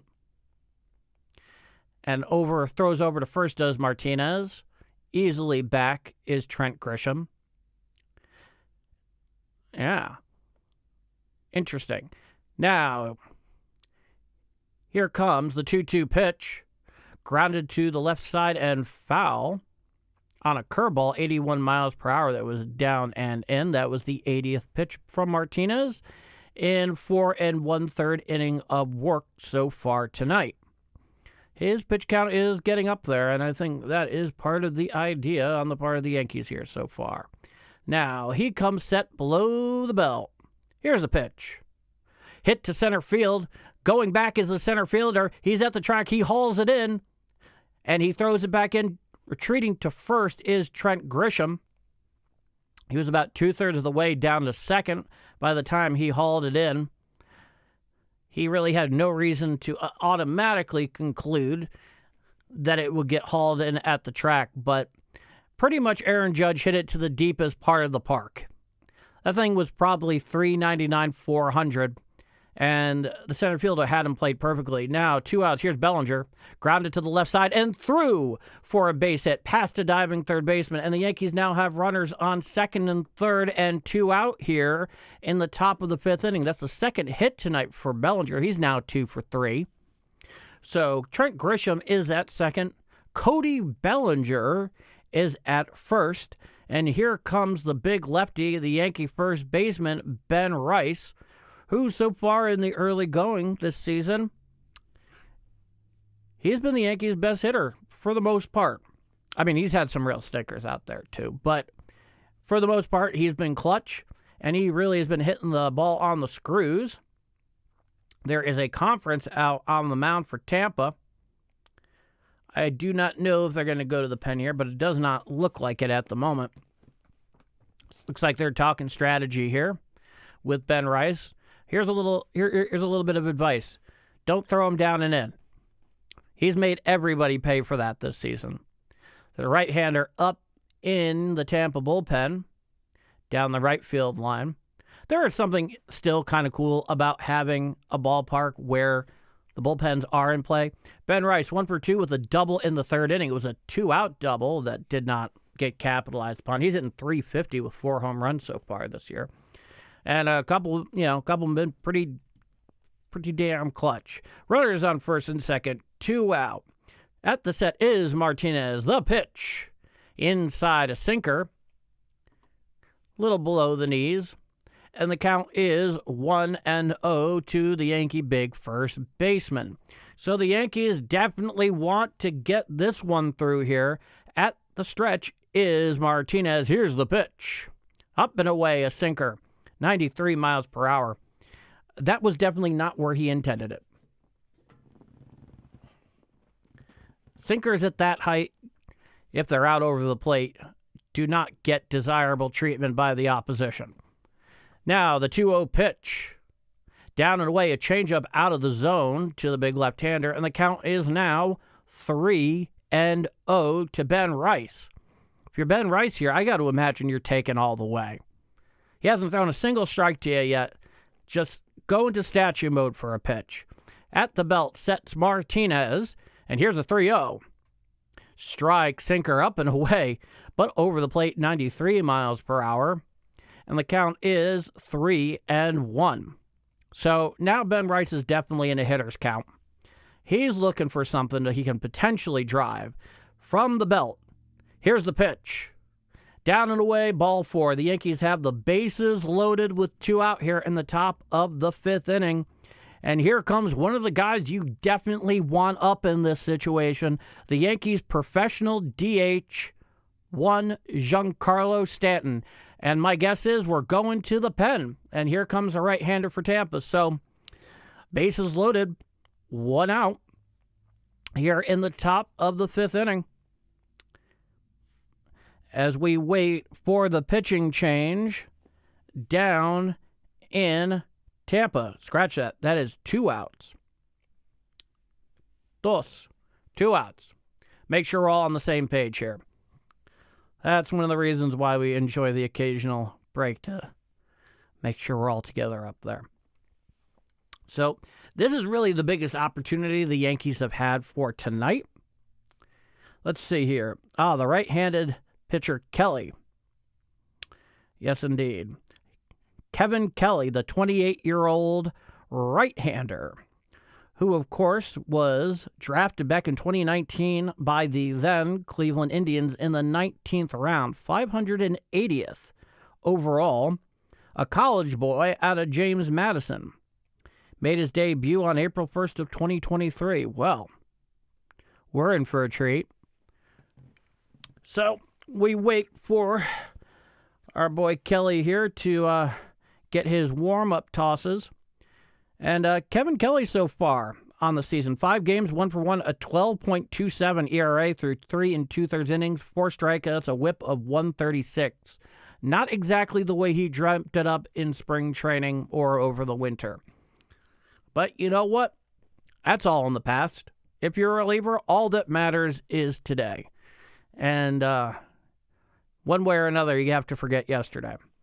So the bases are loaded. 2 out here in the top of the 5th inning. We are all tied at 1 at the top.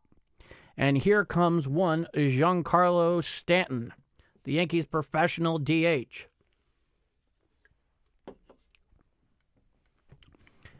Here's the first pitch. Strike, sinker, right on down Broadway around the knees. The count is 0-1.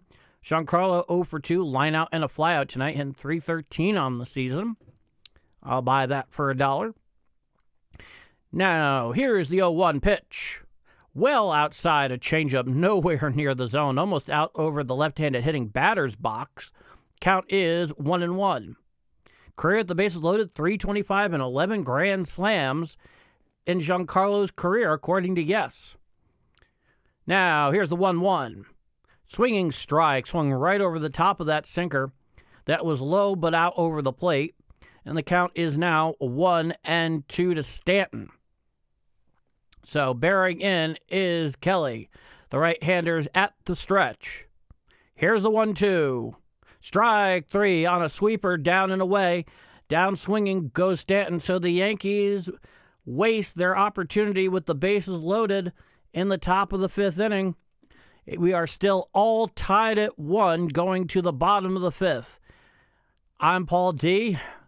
This is Saturday Night Yankee Baseball, and this is Bombers Game Mic. Thank you all for joining me here. I always enjoy watching some Yankee baseball with friends I haven't met yet. That's just the reality of the world we live in today. But that was disappointing. That was disappointing. And Stanton has really, if he's had one Achilles heel this year in particular, I'm not going to go back further in his career. Let's just focus on 2026. He has not been able to lay off on the breaking ball down and away. He's been swinging over the top of that thing, nowhere close. Kind of reminds me of Alfonso Soriano in the 03 World Series, unfortunately. Nothing that ignominious. The games don't matter quite that much, and Lord knows Stanton has been very clutch in the playoffs. But it's still annoying to watch. And if it's annoying for us, it must really, really be getting under his skin. Even though, in general, his numbers are pretty damn good so far this year. So, we'll see. We'll see. So we're going to the bottom of the 5th inning. Max Fried has been pitching just exceptionally well so far. He's really been mostly everything the Yankees have needed from him from the very top, with the exception of that 2nd inning. But, them's the breaks, folks. Definitely need this caffeine here tonight. That'll make sleeping fun. All right.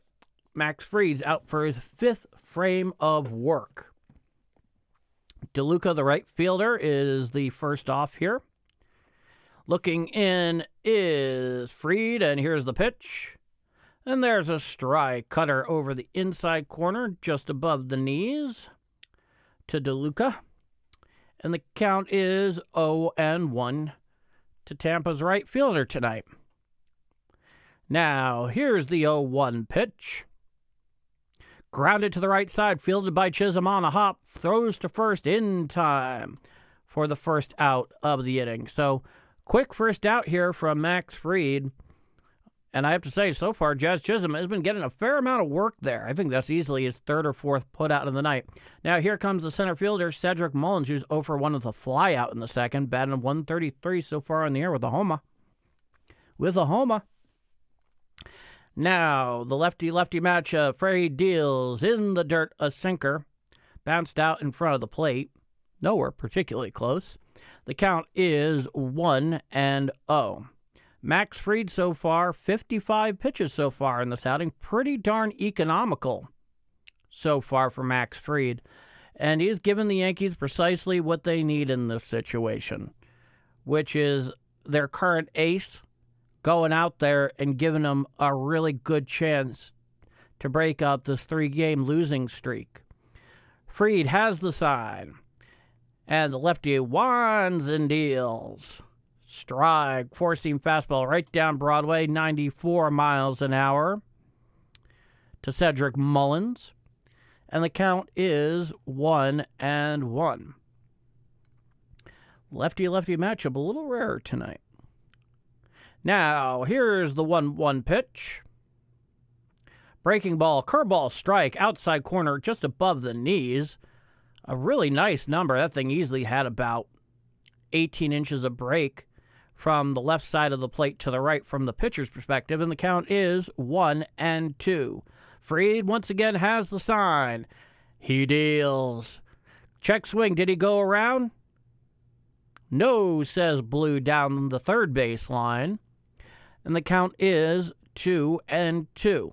And the one thing you have to say about Max Fried in this situation, he has a number of weapons he can go to very effectively in a count like this. Let's see what he does, folks. Now, here's the 2-2 pitch. Swinging strike 3, down goes Mullins, and that will be the second out of the inning. So, hey, nothing like a strikeout right when you want it. It's all the time. Now, 2 outs here in the bottom of the 5th inning, and here comes the catcher Fortes. He's 0 for 1 tonight. Yes, indeed. Now, the first pitch of Fortes, up and away, a sinker well and out over the zone to the righty catcher, and the count is 1-0. We're all tied at 1 here in the bottom of the 5th inning. Max Fried only gave up the single run back in the second. He's been golden otherwise. Here's the 1-0. Fly ball to the right side. Calling for is Chisholm in shallow right. He brings in the ball for the third and final out of the inning. So 1, 2, 3, go Tampa Bay. We go to the top of the 6th inning, all tied at 1 at the Trop. This is Saturday Night Yankee Baseball. I'm your friend Paul D., and you are joining and hopefully enjoying Bombers Game Mic. Thank you all for coming in, spending some of your Saturday night with me. If you're drinking something, let me know what it is. If it's any good, I might go and get some later. No drinking during ball games when you're calling it. That's bad style. That's what Mike Shannon, the half play-by-play, half-color commentary radio guy, did for the Cardinals for years, and it was hilarious because they'd start an inning and you'll just hear this crack of a Budweiser in the background, and you're like, oh, Shannon's off the wagon again. That's when he was always sauciest. That was always when he was sauciest. But we're not talking about the Cardinals. We're talking about Yankee baseball. And, this has been a tight one. The Yankees have had their opportunities, and with the exception of that solo job by Austin Wells back in the second inning, Or is it the third? Whatever the case is, the Yankees have not been hitting very clutch tonight. Unfortunately, not with runners in scoring position. That's always a killer. And you got to thank Max Fried for what he's managed to come in here and do so far. He has brought in some serious stability here. He's giving the Yankees every opportunity to get off of this slump here. And, of course, tomorrow, well, happy Cam Schlittler Day Eve, everybody. Yeah, I think he'll be good tomorrow night. It's going to be interesting now. And we saw this a little bit last time in Cam's last start, is the league is getting a good look at him at this point. So the adjustments are going to have to come. He didn't pitch bad. He pitched quite well, all told. If 5 innings and 3 runs is your worst. Here's the first pitch to Jazz. Strike. Right down the middle of the sinker. New pitcher in here, Ian Seymour, the left-hander, a 10.08 ERA in 5 games. 5 innings pitch, no walks, 5 strikeouts. Here's the pitch. Swinging strike, swings right over a slider right down Broadway, did Jazz Chisholm. And the count is now 0-2. Jazz is 0 for 2 flyouts tonight. His 3 pitches before this at bat. And strike 3. Down goes Jazz Chisholm. Good morning, good afternoon, good night to the Yankee second baseman. He's 0 for 3 tonight. Before this at-bat, Jazz saw 3 pitches. In this at-bat, he saw 3 pitches as well, all of which were strikes and going down swinging. So the lefty Seymour clearly has come in and done part of his job. Now against the lefty Wells, here's the pitch. A changeup strike right down Broadway, 83 miles per hour. Austin Wells 1 for 2 with a homer back in the second. That's the Yankees' only run tonight. Here's the pitch. Outside, a sweeper misses the zone. Well, wide of the plate. The count is 1-1 to the Yankee catcher, Austin Wells, my boy. And time is granted by the home plate umpire to Austin Wells, who digs back into the box. It is a 1-1 count. Seymour from the wide. He deals.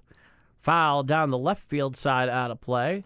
And the count is now a 1-2 to the Yankee catcher. What out here, top of the 6th inning.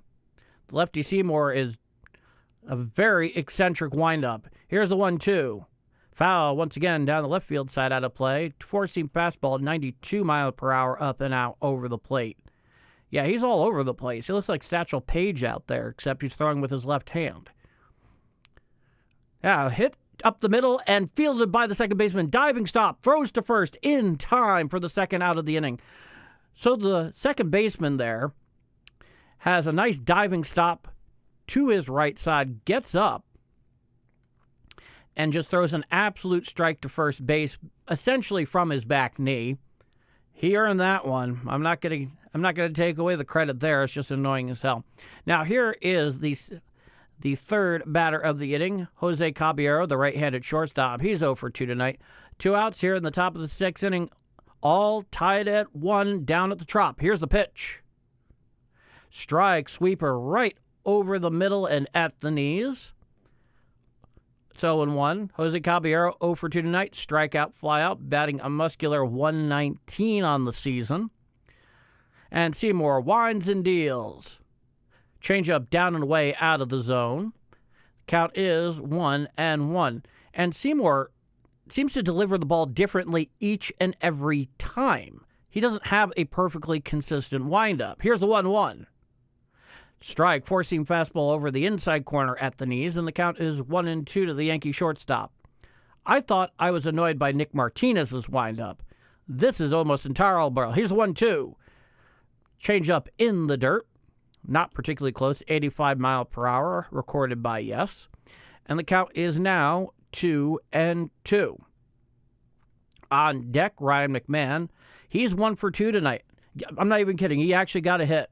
A 2-out hit, but a hit. Here's a 2-2. Strike 3. Down goes looking is Jose Caballero. And that will do it. So 1, 2, 3 go the Yankees. And we go to the bottom of the 6th inning at the Trop, all tied at 1. I'm Paul D. And this is Bombers Game Mike. I'm curious.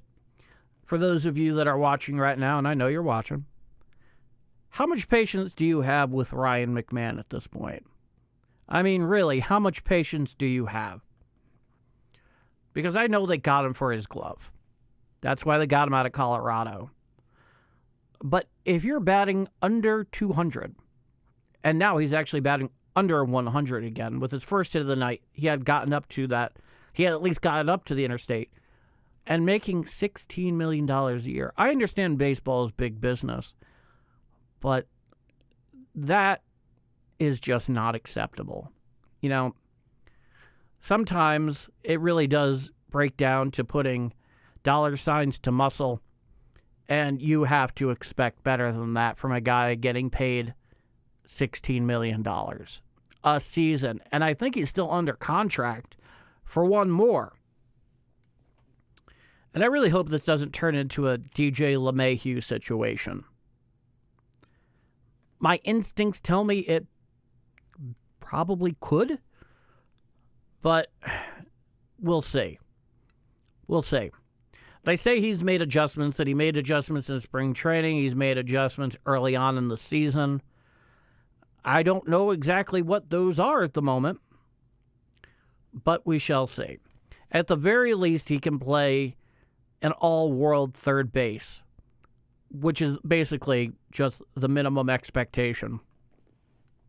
Actually, I think it's less than the minimum expectation at that price tag. Okay, we are back here for the bottom of the sixth inning, and Walls, the the shortstop, is leading off. Here's the first pitch from the lefty, Fried, hit to the left side and past a diving McMahon. Fielding in is Cody Bellinger. He throws it into second, and it is effectively a long single by Walls. And, you know, make a jerk out of me, Ryan McMahon. I'm talking about your all-world defense, and the ball gets past you to the right side there. Luckily, Cody Bellinger had it pretty well played there, got it back into the infield rather quickly. Now, granted, it was a hard-hit, low-line ground ball. But still, if you're not hitting, I don't want anything to get past you.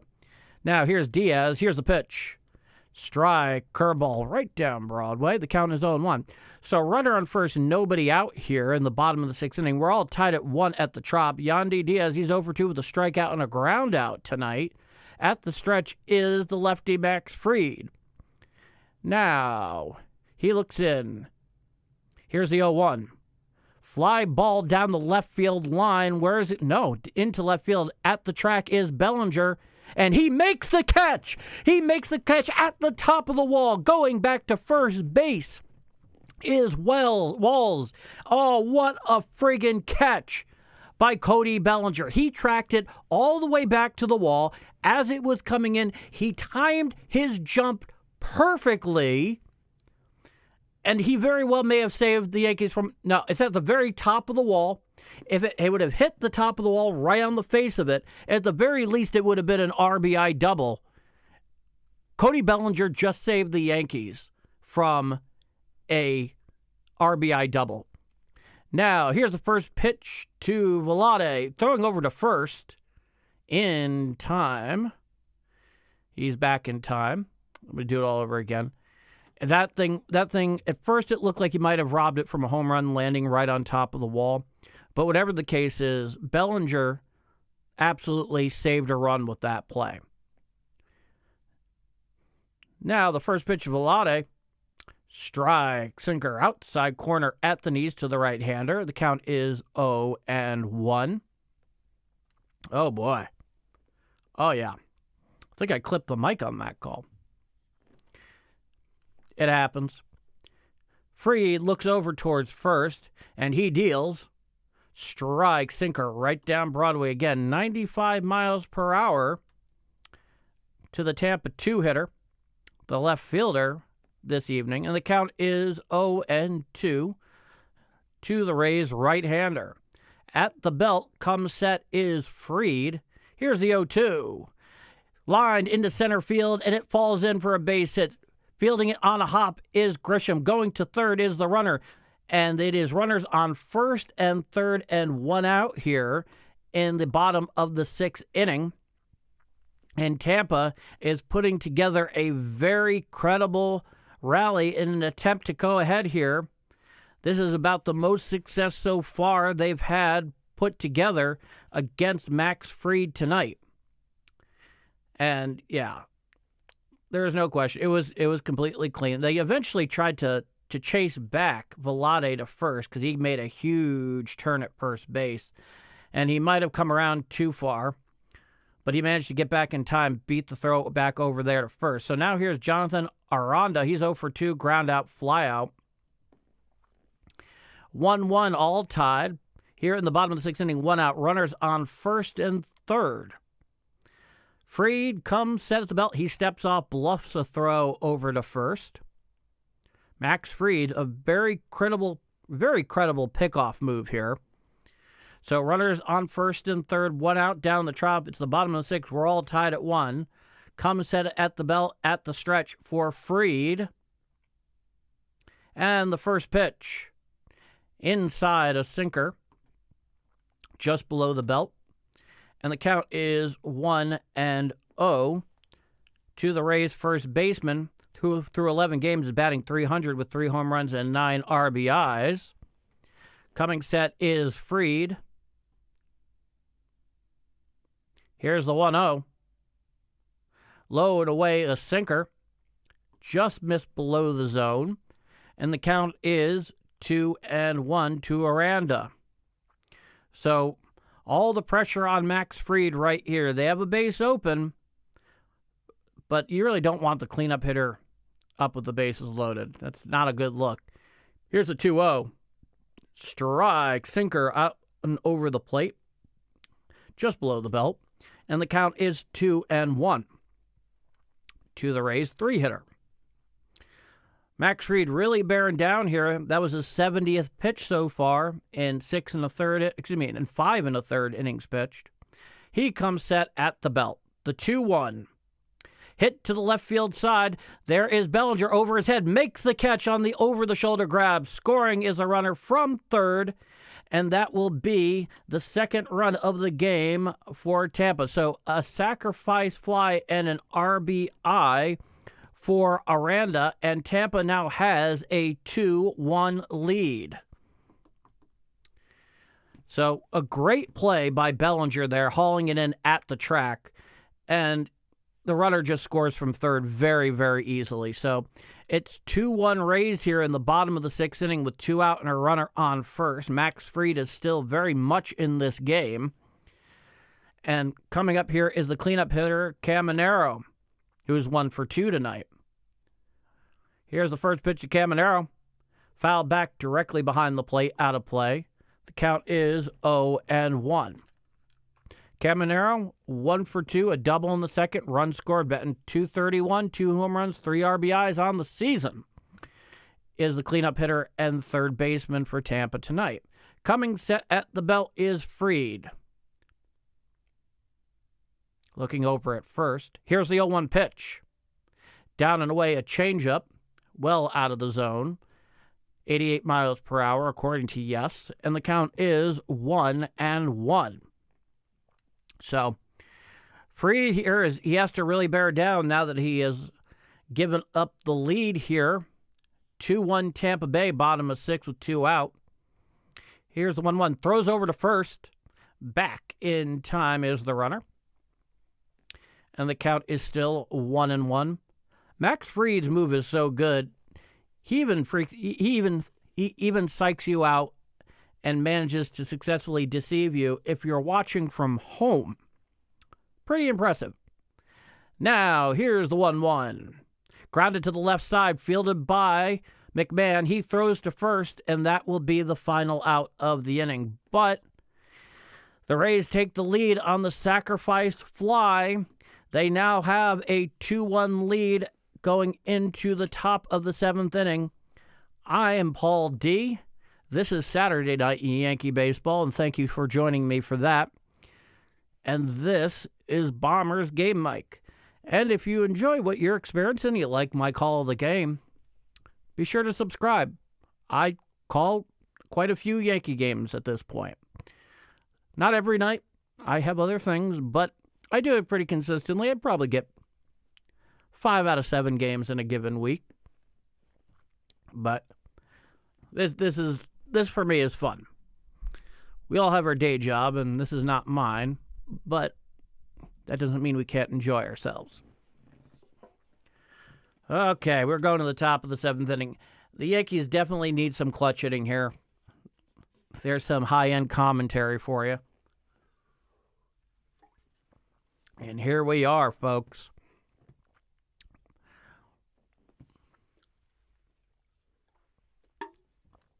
Yes, indeed. So, I'll tell you, I have to watch this through MLB.tv because I don't live in the area anymore, unfortunately. So I have MLB.tv. And MLB.tv, coming into this year, began recently partnering with ESPN. And it is just one La Liga commercial after another. And a surprising amount of commercials for The View. Yeah, that's right. The weekday late morning talk show program. Who's the demographic watching this? I'm just saying. I don't know what they think they're getting here. All right. Ahmed Rosario is now in, pinch hitting for Ryan McMahon. First at bat tonight for the right-hander, who has been getting some well-earned playing time recently. And here's the first pitch. Changeup down and away to the right-hander. Presumably he'll be going in, filling in down at short. 6 runs, 15 hits in his last 4 games. He's on fire. Here's the pitch. Sweeper, it goes well past the catcher and all the way to the backstop. And the count is now 2-0 to Ahmed Rosario, the former Mets top prospect. The lefty Seymour still in the game. Here's the pitch. Sinker strike right out over the plate, a little above the knees, and the count is 2-1. Ahmed Rosario, 7 games, 300 average, 2 home runs, 6 RBIs at 1048 OPS. The pitch. Swinging strike, swung right on through a sweeper that landed in on the inside corner of the plate about thigh high, and the count is now even at 2-2. Seymour with his ridiculous windup deals. Swinging strike 3. He swings right over the top of that changeup, and that'll be the first out of the inning here in the top of the 7th. So Seymour made relatively quick work of Rosario, who for the most part is being played in the big picture in a platoon situation. That's what Aaron Boone wanted. He wants him facing mostly lefties when it makes sense. Now here's the pitch to Trent Grisham. Sinker strike, knee-high over the inside corner. The count is 0-1. Grisham 0 for 1 with a pair of walks tonight. We'll take it, folks. 154 on the air. Here's the pitch from Seymour. Strike, sweeper, outside corner. I would challenge that personally because that thing was several inches off the plate. Yeah, is anybody challenging it? Is that? No, nobody's challenging that. Well, that's criminal baseball malpractice. They most certainly should have, because that thing did not clip the plate. I'm sorry. Max Fried, he has 6 innings pitched, 4 hits, 2 runs. Here's the pitch. Hit to center field, right there underneath it. He makes the catch, does the center fielder for the second out of the inning here. In the top of the 7th, 2-1 Tampa Bay down at the Trop. Left-handed Seymour still in the game. Here comes the Yankee captain, Aaron Judge. 0 for 3 tonight with a strikeout, pop-out, and fly-out. He's batting .212 on the season, 3 home runs, 7 RBIs. The one thing you can say so far about, and we have a pitching change here, so away goes Seymour. Undoubtedly, they'll want probably a righty-righty matchup against Judge. Let's see who they're bringing in.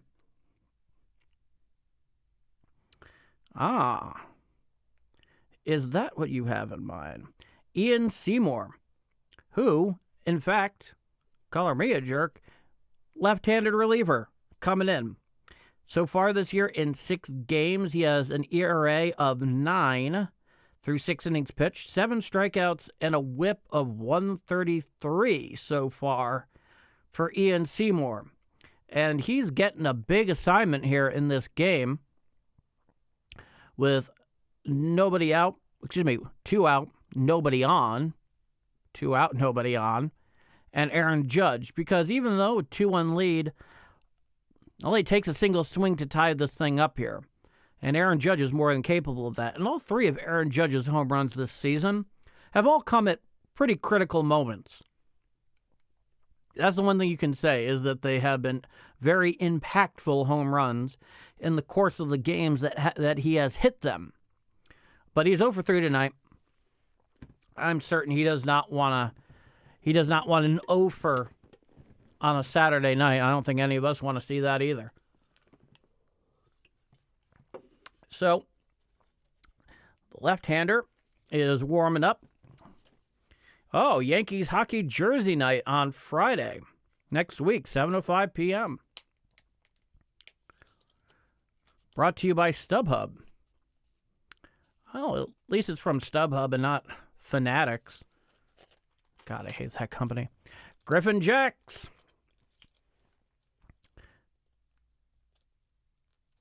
Yeah, honestly, Griffin Jacks. The right-hander. All right. The right-hander comes set above the belt. Here's the first pitch to Judge. Down and away, a sweeper out of the zone. Just nearly in the dirt.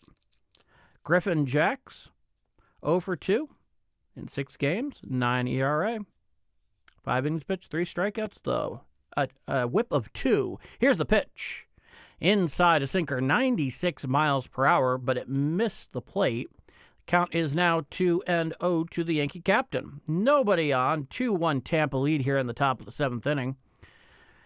The pitch.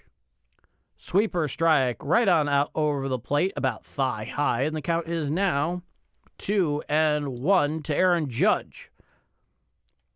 Career against Griffin Jacks, 0 for 5. Here's the pitch. In the dirt, sweeper goes all the way back to the backstop. Count is now 3-1. So clearly Jacks was brought in on the power of Aaron Judge's career 0 for 5 against him. But he definitely is. He is pitching him carefully, to say the least. And then, of course, you have the lefty Bellinger's on deck, who's 2 for 3 tonight. Now, here's the pitch. Ball 4. So the Yankees have a 2-out walk here in the top of the 7th inning. And here comes Cody Bellinger, who's 2 for 3 tonight. And, yeah, they were pitching him exceedingly carefully. Unless Jacks just simply can't find the zone, in which case that's a very different interpretation of events. All right, Cody Bellinger. 2 for 3, 2 singles, and a stolen base. He stole that base without a throw. And there is a conference on the mound. Is there action up in the bullpen? He thinks there could be. But at this point, Jacks really just needs to bear down on Bellinger and get out of the inning. Bellinger's batting .250 this year with a home run, 5 RBIs, a .731 OPS. Not too bad for the Yankees' sole major free agent re-signing this offseason. Now the first pitch to Bellinger. Sweeper strike, outside corner at the knees to the left-hander. The count is 0-1. 6 pitches so far for Jacks. Now, he looks in. The 0-1 pitch. Swinging strike over a changeup, fading down and away to the left-hander. And the count is now 0-2. Runner on first, 2 outs here. Aaron Judge with a walk in the last at-bat. It's an 0-2 count to Bellinger. Comes set is the righty Jacks.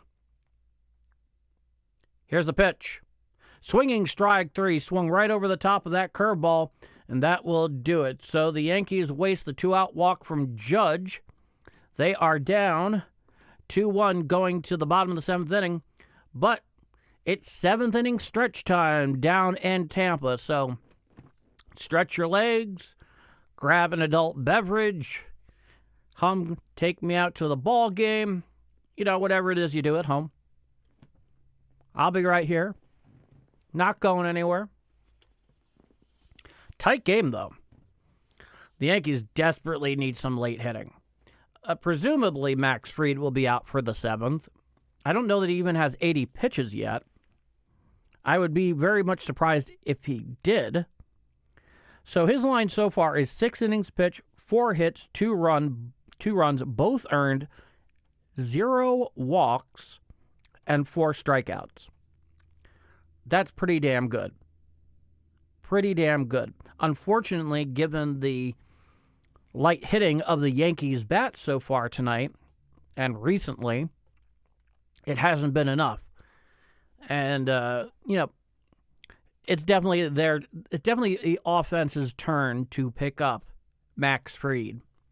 Max Fried has been everything and more that you could want out of, the front of your rotation guy with Cole and Rodon, both recovering from injuries. I think we could be seeing Carlos Rodon sometime in May.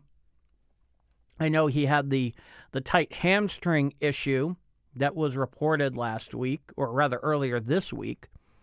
And Cole is, in his words, he's following the medicine. He's following the science. Don't expect him back before the middle of June. At the very least, the one thing we can say about that is at least he'll be reasonably confident that he's healthy. 1-5-0 for the Bombers, 2-4-0 for Tampa Bay. We are going to the bottom of the 7th inning here. The Yankees' only run on the solo job by Austin Wells back in the 2nd. Max Fried, with 74 pitches, is out for his 7th frame of work. Now, here's the second baseman, Williamson, the right-hander. He's 0 for 2 tonight. Now, here's the pitch from Fried. Swinging strike, a sinker down and away to the right-hander. The count is 0-1. Ahmed Rosario's down there at third base after pinch hitting for Ryan McMahon in the previous inning. Fried has the sign. He winds the pitch. Grounded up the middle, fielded by Fried, throws to first in time for the first out of the inning. Now that is exactly the way you draw it up and with pitcher infield practice in spring training right there. Fried manages to get it on a hop, stabs it perfectly, turns around, throws a strike to Ben Rice, and we have one out here in the bottom of the 2nd inning for the right fielder, DeLuca. Here's the first pitch, DeLuca. Sweeper down and in, out of the zone to the right-hander.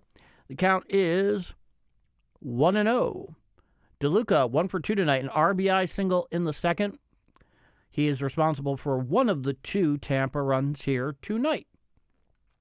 Fried has the sign, and here's the 1-0 pitch. Strike, changeup, outside corner at the knees. 1-1. 1-1. And if you're a certain age in baseball, you can't help but look at the name DeLuca and want to say La Duca. Here's the pitch. Swinging strike, four-seam fastball up and in on the zone, 95 miles per hour from Fried, and the count is 1-2. I grew up watching Paul La Duca play, and I see DeLuca, sends my mind in a tizzy. Tell me you do not experience the same thing. Now, here's the 1-2. Changeup down and away out of the zone to the right-hander. Count is now 2-2, 88 miles per hour on the changeup from Fried. And the right-hander Baker is up in the pen for the 8th inning, presumably for Tampa. Fried has the sign. Here's the 2-2 pitch. Swinging strike 3. And that'll be the 2nd out of the inning. So impressive showing there by Max Fried against DeLuca, who obviously gave him some trouble earlier on in the game. Very impressive stuff. That's the 5th strikeout tonight for Max Fried, and that's pretty damn good. Here's the first pitch. Curveball down away out of the zone to the left-handed hitting Mullins. The count is 1-0. Mullins. Cedric Mullins, the center fielder, 0 for 2 tonight. Fly out, strikeout, batting $130 on the year. Fried has the sign, and the lefty deals. Curveball strike at the knees on the outer third of the plate. The count is 1-1. 83 pitches tonight for Max Fried. Very economical. The Yankees definitely need that. Here's the 1-1. Grounded to the right side, fielded by Rice. Throws to Fried at first, and the play is he beats Mullins to the bag. So that'll be the third and final out of the inning. You can score that 3-1 in your scorecard for you wonderful baseball nerds in the audience tonight. So we go to the top of the eighth inning, 2-1 Tampa Bay. I'm Paul D., your host and play-by-play guy tonight. It is Saturday at Yankee Baseball, and this is Bombers Game Mike. If you're enjoying yourself, you want to pop in from time to time, be sure to subscribe. Hit the bell so you know when I'm going live here. Always happy to have y'all join me. Always a pleasure. Yeah. All right. So, leading off is Rice, followed by Stanton, and then Jazz Chisholm. And between the three of them, they have one hit tonight, which I believe was a double by Ben Rice a few innings back. And I'm certain that we're seeing a pitching change here from the Rays, given the bullpen action. Oh, yeah. Most definitely. Brian Baker, the big right-hander, 31 years old. In 5 games so far this year, he has a 1-0 record with a 1.8 ERA with 5 innings pitched, 7 strikeouts, and a 0.60 whip for the red bushy beard right-hander for Tampa Bay. So they're going to their biggest arms available to try to lock down this lead. And boy, the Yankees need some hitting now more than ever. And Ben Rice ain't a bad guy to start out with. Oh, the Gotham Sports app. I hear that's been a disaster so far. I hope it doesn't stay that way. But that's just what I've heard. It happens. All righty, folks. 2-1 Tampa Bay here in the top of the eighth. Here is the Yankee big lefty, the first baseman, Ben Rice. 1-2 for tonight with a double first pitch. Four-seam fastball up and away. Counts 1-0. Yes, indeed. A 1.80 ERA and 5 innings pitch, no walks, 7 strikeout. Here's the 0-1-0. Fouled back and out of play. The count is 1-1 to the Yankee first baseman. And you got to be pleased so far with what you've seen from Ben Rice in terms of him turning into a hitter. Still not quite there with his glove, but he's still very good. Here's the 1-1. Hit to the left side. Right there's the left fielder for the first out of the inning. Caught that thing on a fly, only had to come in a couple of steps.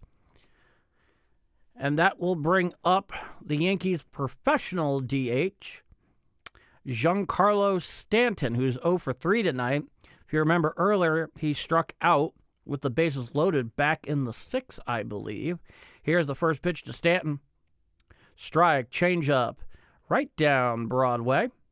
Count is 0-1. He's batting .306 with a home run, 7 RBIs on the year. I'm sure he would like to add an RBI right now. Here's the 0-1. Up and in. Four-seam fastball, 97 miles per hour. And the count is even at 1-1. I'm sure Stanton did not appreciate that bow tie on the part of Baker. Now, here's the 1-1. Strike, four-seam fastball down and in at the knees, 97 miles per hour according to Yes. The count is 1-2 to the Yankees' professional DH. Looking in for the sign is Baker, and he deals. Changeup down and in, nowhere near the zone. Counts even at 2-2. 6 runs and 15 hits in the last 4 games for the Yankees, according to Yes, up to this at-bat. And Baker has the sign, the 2-2. Fastball up and in, 97 miles per hour, and the count is full, 3-2. And he's put a couple of rather fast four-seamers up and in to Stanton so far. Here's the pitch. Grounded to the third base side, fouled out of play on a slider, 86 miles per hour. No, those 2 fastballs up and in, I don't think Stanton particularly enjoys that. And even though I don't necessarily know that was intentional by Baker, he'll definitely take the effect that it creates. Now here's the 3-2. Foul back behind the plate and out of play. 95-mile-per-hour four-seam fastball out and over the plate. Undoubtedly, Stanton really felt he probably should have connected with that. One of the best swings he's had tonight. Now, Baker has the sign. The 3-2. Foul back right again on a changeup down Broadway. 84-mile-per-hour middle. That is frustrating if you're Giancarlo Stanton. 11 pitches so far in this outing for Baker. Baker, like every other Rays pitcher we've seen tonight, has a really eccentric windup. Here's the 3-2. Down and in, ball 4. So a walk, a one-out walk to Giancarlo Stanton. And now here comes the Yankee second baseman, the left-handed hitting Jazz Chisholm, who's 0 for 3 tonight. He has looked bad at the plate tonight. There is no way to sugarcoat that. And we're going to see a pinch runner for Giancarlo Stanton in the person of Randall Grichuk. It makes sense. I mean, pinching him with anybody with two legs virtually makes sense. Stanton, as great as he is basically the slowest player in baseball. So runner on first, one out here, 2-1 Tampa Bay in the top of the 8th inning. And here comes the Yankees second baseman, the left-handed hitting Jazz Chisholm Jr. Baker comes set at the stretch. The first pitch. Hit to the right side and over the first baseman head, and it is down the right field line. Going from first to third is Randall Grichuk, and it is a stand-up double for Jazz Chisholm Jr. And the Yankees now have runners on second and third and one out here in the top of the 8th inning. So you are now looking at a legitimate Yankee rally, and he just chopped that thing. It hit out to the right of the plate, hit the turf very hard, and then went skipping right over the first baseman's head. He had no chance at it. Randall Grichuk knew exactly what it was and what to do when it happened. So a stand-up double for Jazz Chisholm Jr. Talk about finding a way to come off the schneid. He put it right there. He hit it where they ain't. So the Yankees have runners on second and third, one out here. This has been their best opportunity in a couple of innings to try and tie this game. Now here comes the Yankees left-handed hitting catcher Austin Wells, who's 1 for 3 tonight with a solo home run, which accounts for the Yankees' single run here tonight. And Jose Caballero is on deck. I don't know if they're going to the pen here, but there's definitely a conference on the mound for Tampa. Jose Caballero is 1 for 29 in his last 9 games. I mean, that's harsh. That's real harsh. I mean, to the point where I would even consider just putting Austin Wells on. I don't know if they're going to do that, but certainly with one out. Runners on second and third, one out here. Set is Baker. The first pitch to Wells. Fly ball out to shallow left field. Going back is the third baseman. Calling for it is the left fielder. He's right underneath it. Not deep enough for Grichuk to score. So one pitch for the out. A really bad job on the part of Austin Wells. I mean, I understand what he was trying to do on that one, but first pitch, fastball out over the plate, and he just got underneath it, and it was just not nearly deep enough for Grichuk to come in from third. So runners on second and third, 2 out here for Jose Caballero, who's 0 for 3 tonight, 2-1 Tampa Bay here in the top of the 8th inning. Time is called by the home plate umpire. Some kind of clarification they're looking for there. They have Paul Goldschmidt on the bench, along with the backup catcher, J.C. Ascara. Paul Goldschmidt, of course, got the start last night. And if you could say anything about Jose Caballero at this point, with going 1 for his last 29, it's at the very least he's friggin' due. Coming set is the right-hander Baker. Here's the first pitch to Caballero. Change up down and away for a ball to the right-hander. The count is 1-0. That was the 15th pitch so far in this outing for the righty Baker, who comes set at the belt. Time is called by the home plate umpire. Granted, at the request of Jose Caballero, who's sharing words with the home plate umpire at the moment. So there's some kind of discord between them, but I don't know what it is. And here comes Aaron Boone to try to break the 2 up. He does not need his only, middle infielder left available to him getting tossed from this game. Because remember, on the bench, they have the backup catcher, Ascara, and Paul Goldschmidt, who last I checked has not played any position other than first base in quite a while. Now, back into the box is Caballero. It is a 1-0 count. Baker comes set at the belt. He deals inside, four-seam fastball just missed out of the zone. Count is 2-0, 95 miles per hour, according to Yes. And Caballero is clearly trying to compose himself, looking for something he can put the bat on at this point. He's ahead in the count, 2-0. Coming set is Baker, the pitch. Hit to the left side and into the left field corner. It is a base hit. Both runners will score. And the Yankees now take a 3-2 lead on the 2-out double from Jose Caballero. Ho, ho, ho, ho.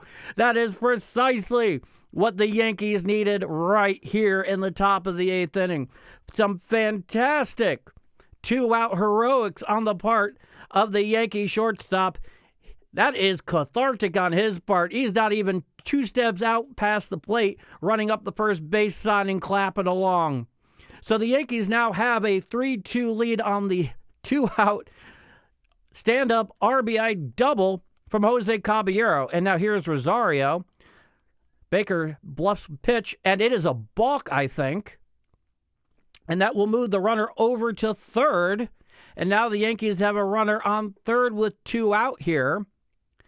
Yeah, he bluffed through over to first, but there was nobody on at first. A very clear balk on the part of Baker, who clearly is a little shaken up there. He was expecting to get the Yankee shortstop on that. Here's a pitch.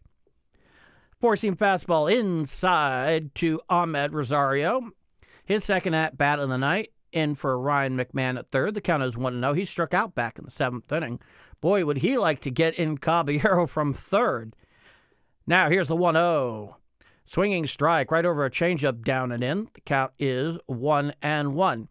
So, a 2-out stand-up double from Jose Caballero, who moves over to third on the balk from Baker. The 9-hitter, Rosario, he has a 1-1 count with 2 out. Here's the pitch. Fly ball out to left center field. Coming in is the center fielder. He makes the catch, and that will do it. But the damage has been done. A 2-out stand-up RBI double for the shortstop Caballero. We go to the bottom of the 8th inning at the Trop. The Yankees have their first serious lead of the night. Certainly the first late lead of the night, going to the bottom of the 8th inning. I'm Paul D. This is Saturday Night Yankee Baseball. And you're enjoying Bombers Game Mic. And thank you for joining me on this Saturday night. It's really a pleasure having you all here. Certainly, if you feel up to it, let yourself be known in the chat. Let me know where you're watching from. I'd like to know that. I find it interesting. The world is so much smaller with the internet. Beautiful stuff.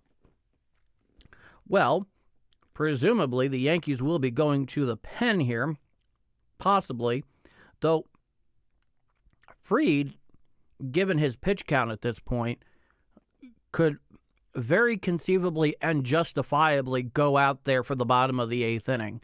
I would not necessarily rule that out if I were a Yankee fan watching this game right now.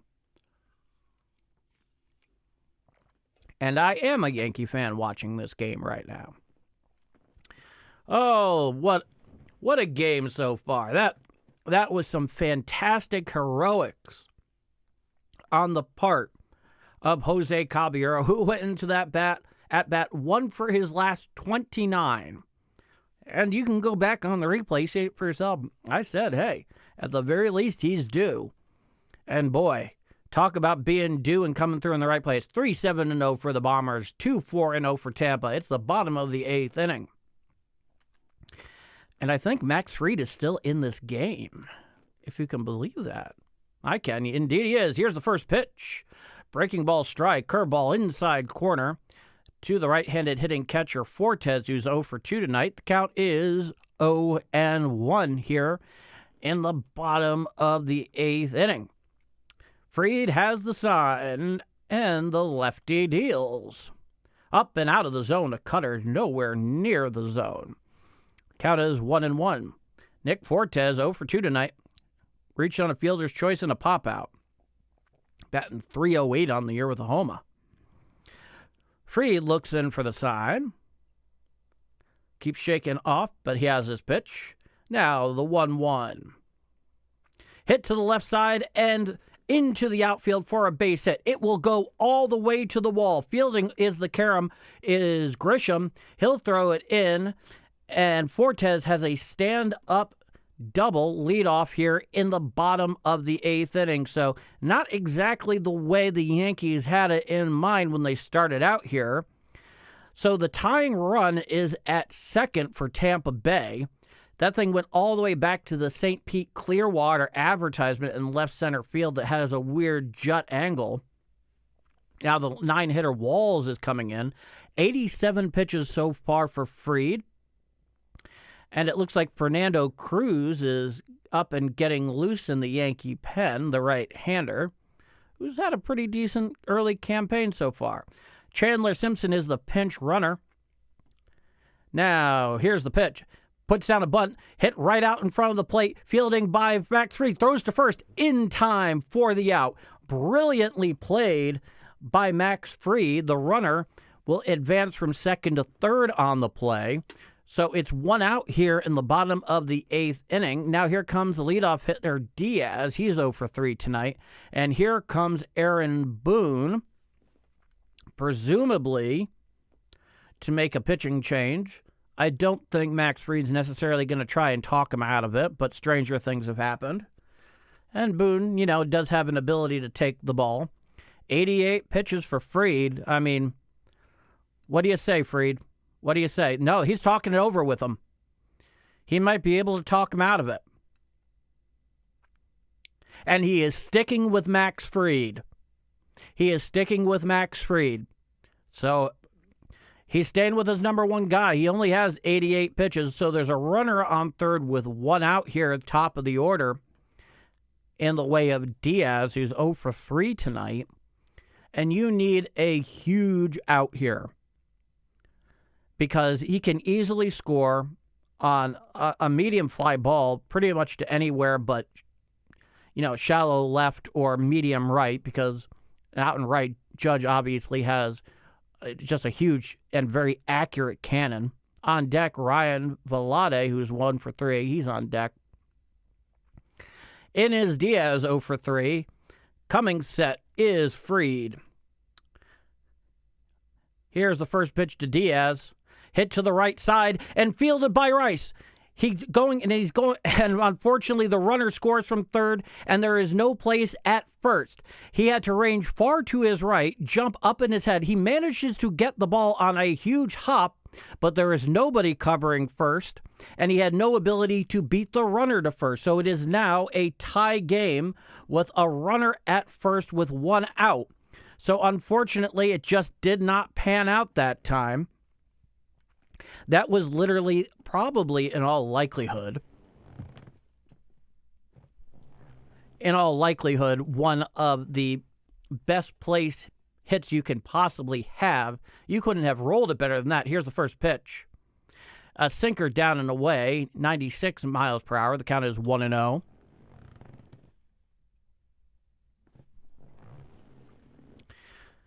Yeah. So we got ourselves a tie ball game again in the bottom of the 8th. Runner on first, 1 out. And now here's the second pitch to Velarde. Hit to center field. Trent Grisham, he's right there. He's under it. That'll be the 2nd out of the inning. So a fly ball right at Trent Grisham, who was shaded perfectly against Velarde there. And now here comes Aranda, who's 0 for 2 tonight. 91 pitches from Max Fried. He's going to stick with him here in the lefty-lefty matchup, which you might as well. At this point, you're a tie game on the road. Get as much as you can. First pitch to Aranda. Fouled straight back. Out of play behind home plate. The count is 0-1. Aranda 0 for 2, a sac fly in the 6th. We all remember that fondly. Now, Fried comes set at the belt. Here's the 0-1. Fouled back behind the plate. A sinker, 97 miles per hour, down and in. The count is now 0-2 to the Rays lefty. And Max Fried now, with the 0-2 count, is one strike away from ending this Rays rally right here. He comes set at the belt. Now here's the 0-2 pitch. Swinging strike 3. And that will do it. So the Rays managed to tie it up. We are all knotted at 3 down in Tampa. We're going to the top of the 9th inning. 8 innings pitched tonight for Max Fried. Unfortunately, 3 runs, and all of them indeed are earned. It's Saturday night, folks. I'm Paul D., and I'd like to thank you, of course, for hanging around and enjoying this game with Bombers Game Mike. If you dig it a whole lot or just enough, be sure to subscribe, hit the bell so you'll see precisely when I go live for these games. I usually start the stream about 5 minutes before first pitch. I like making my pregame very succinct. There's only so many things you can say about a baseball team at a given time. And I love sports talk radio. Love it. But sometimes I do believe brevity is called for. Lots of brevity. So we're in the top of the 9 down in Tampa. The Yankees really do need this game. They do. And obviously we have gotten some clutch hitting tonight. But basically, the 3 runs are the product of Austin Wells' solo job and the 2-out stand-up RBI double by Jose Caballero back in the top of the 8th. And Max Fried, 3 runs all earned. 8 innings. I mean, Max Fried has had a hell of a game. 6 hits, 3 runs all earned, no walks, and 6 strikeouts. That ain't bad. That ain't bad. But the top of the Yankee order is coming up here. We have Grisham, Judge, and Bellinger, who presumably these are exactly the folks that we would want in a tie game in the top of the 9th on the road.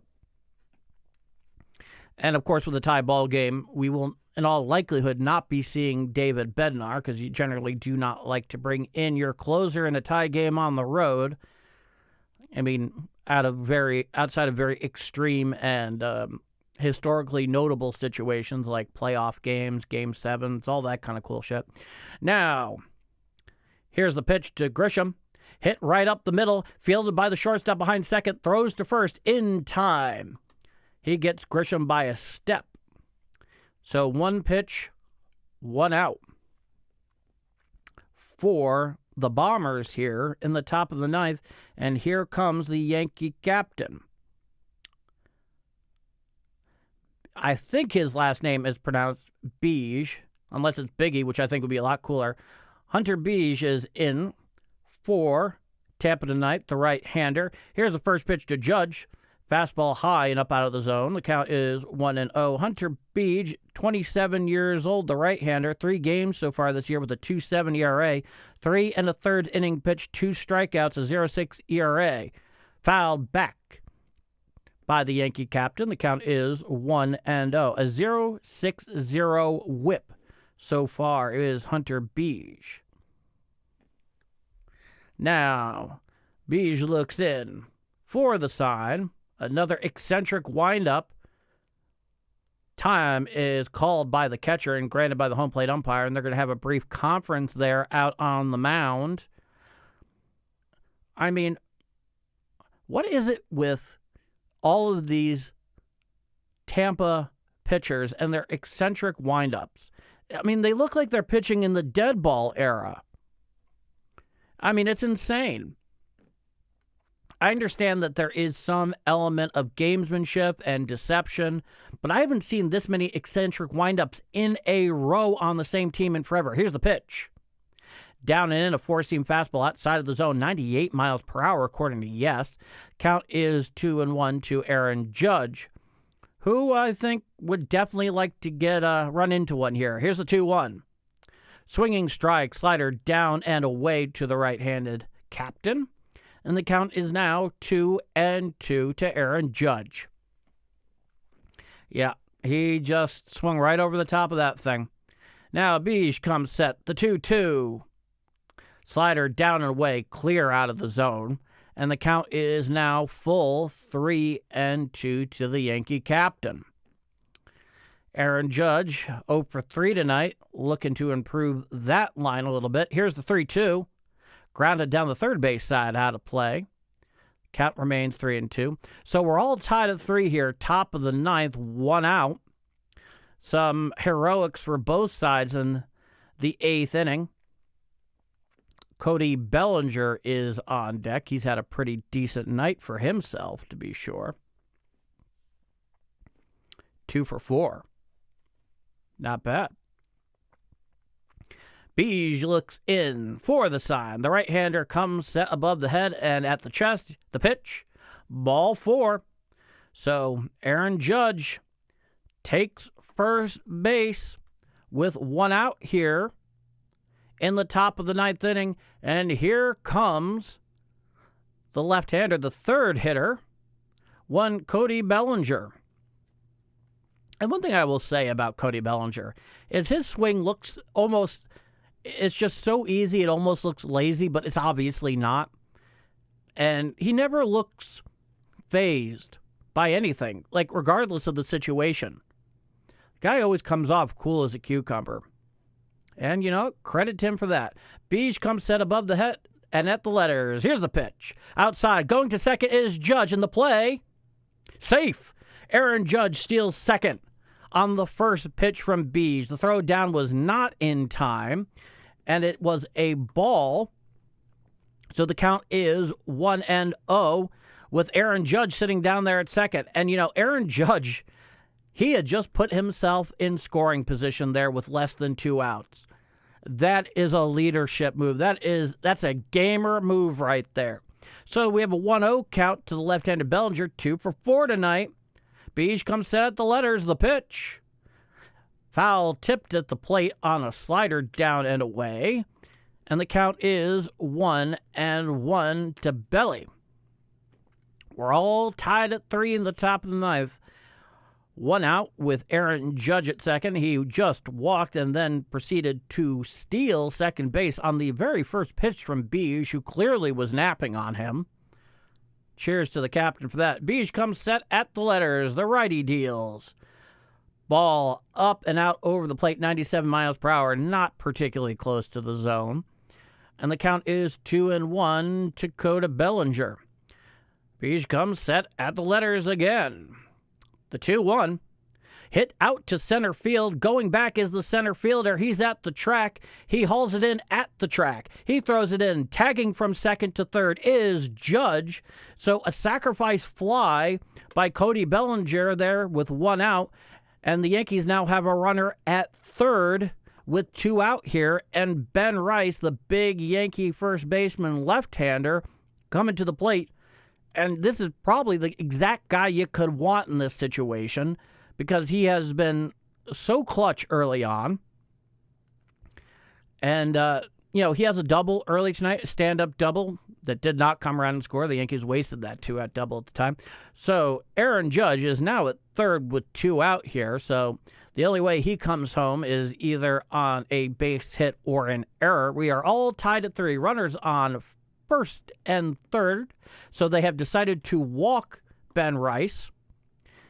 And now they will pitch to Randall Grichuk, who, of course, pinch ran for Giancarlo Stanton a couple innings ago. And he's been in 6 games. He has no hits and 9 at-bats. So, once again, old Randall Grichuk is due. Beige comes set at the letters. And the first pitch to Grichuk. Fly ball to left center field. Coming in is the center fielder. He's right there, and he makes the catch for the third and final out of the inning. So the Yankees, they threaten, but nothing across.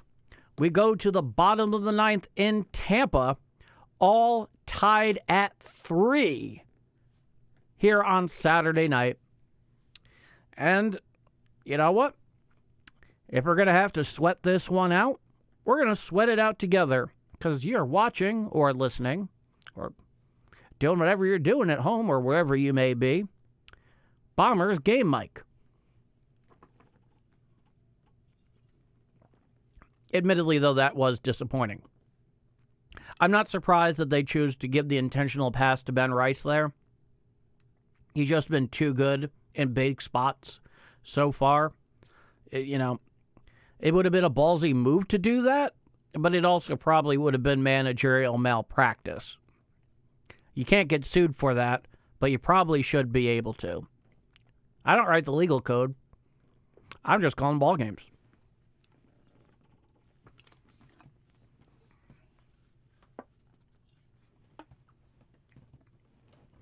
So we await the bottom of the ninth inning at the edge of our seat with our fingers crossed. And we will see what we have here. Presumably, the Yankees will go to the pen. I do know that Fernando Cruz was up later in the 7th and early 8th, and that is precisely who we have here, the right-hander, Fernando Cruz, who has acquitted himself reasonably well here in the early going. He has a 1.93 through 6 games and 4 2/3 innings pitched, 4 walks, 7 strikeouts, and an opponent average of 0. 6 strikeouts using his splitter, too, according to Yes. That is very useful. Now, here's Junior Caminero. He's 1 for 3 tonight. He doubled in the second. He has a run scored. 226 on the year with a couple of dingers. And here's the first pitch from Cruz. Slider well away and out of the zone to the right-handed Caminero. Count is 1-0. Cruz comes set above the belt. Here's the 1-0. Splitter down and away, strike outside corner just at the knees, and the count is 1-1. Of course, Caminero hit 45 dingers last year. Here's the 1-1. Swinging strike, swings right over the top of the splitter, breaking down and into the right-hander, and the count is now 1-2. That was a nasty pitch. Looking in for the sign is Cruz. He comes set above the belt. Here's a 1-2. Foul back behind the plate on a splitter. 81 miles per hour. Over the plate and up. That's certainly not where Cruz wanted it, but he gets away with it. Williamson is on deck. He's 0 for 3 tonight. Cruz looks in for the sign. He shakes off the initial go. He gives the nod. He comes set above the belt. Here's the 1-2. Strike 3, swinging on a splitter down and away. And that'll be the first out here in the bottom of the ninth inning. And that was a nasty splitter. Breaking down and away, had a lot of horizontal action, just enough vertical action. Swung right on through it. Did Caminero, and that'll be the first out here in the bottom of the ninth. Here's Williamson 0 for 3 in the pitch. Strike, four-seam fastball out in the outer third of the plate, knee high. The count is 0-1. So 0 for 2, ground out early on. Now here's the 0-1 pitch. In the dirt, a splitter, 82 miles per hour. Count is 1-1. And the lefty Hill is in the pen. He has been very good so far in the early going as a largely lefty specialist. He looks like he's throwing out of right field. Now, the 1-1 from Cruz, he deals. Down the right field side, over is Judge.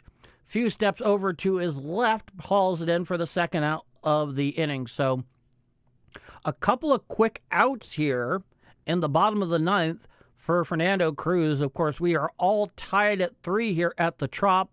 Bottom of the ninth with 2 out. And here's Johnny DeLuca, who's 1 for 3 with an RBI single back in the second. And there is action. Right-hander Sulser, the right-hander for Tampa Bay. He's warming up. Here's the pitch. Hit down the left field side and foul into the Yankee bullpen. And the count is 0-1.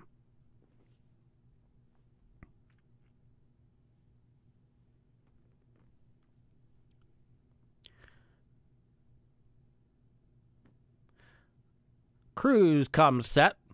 Here's the pitch. Strike 2, swung right on through, did that one. And the count is now 0-2. And man, the Yes score bug tonight, I don't know if they're drunk or something, but it's been bad. Now, here comes the 0-2 from Cruz in the dirt. Bounced up in front of the plate, the splitter. The count is now 1-2. 2 outs here in the bottom of the ninth inning. Nobody on. All tied at 3 down at the Trop. This is Saturday night Yankee baseball, and the right-hander, Fernando Cruz, is on the mound. He's gotten the first 2 outs rather succinctly. Now, here's the 1-2 pitch. It's a fly ball to center field, and it is fielded on a hop by Grisham, so it is a 2-out single for DeLuca. And the Rays stay alive here in the bottom of the ninth inning. I do not know if Booney is going to go to the pen, but it was a clean hit. There was no getting to it if you're Cruz. Here comes Aaron Boone, presumably coming in for Hill to get the lefty-lefty matchup against the center fielder Mullins, and that is precisely what's happening. So to the pen we go. Runner on first, 2 out here, bottom of the ninth inning. The lefty specialist, Tim Hill, coming out of the pen. And they'll be back right after this, after getting him on the mound and warming him up a little bit. Tense moment in this game. We'll see what happens. We shall see what happens. But I will say this, and I'm absolutely not looking to jinx it, but Hill has had a very fine year, lefty on lefty. Even some lefty on righty matchups he's been left in for. He's been very solid. In fact, I would argue he's probably been the most solid reliever, without a doubt. Even though Fernando Cruz has been very good for the most part. So we are waiting here through the pitching change.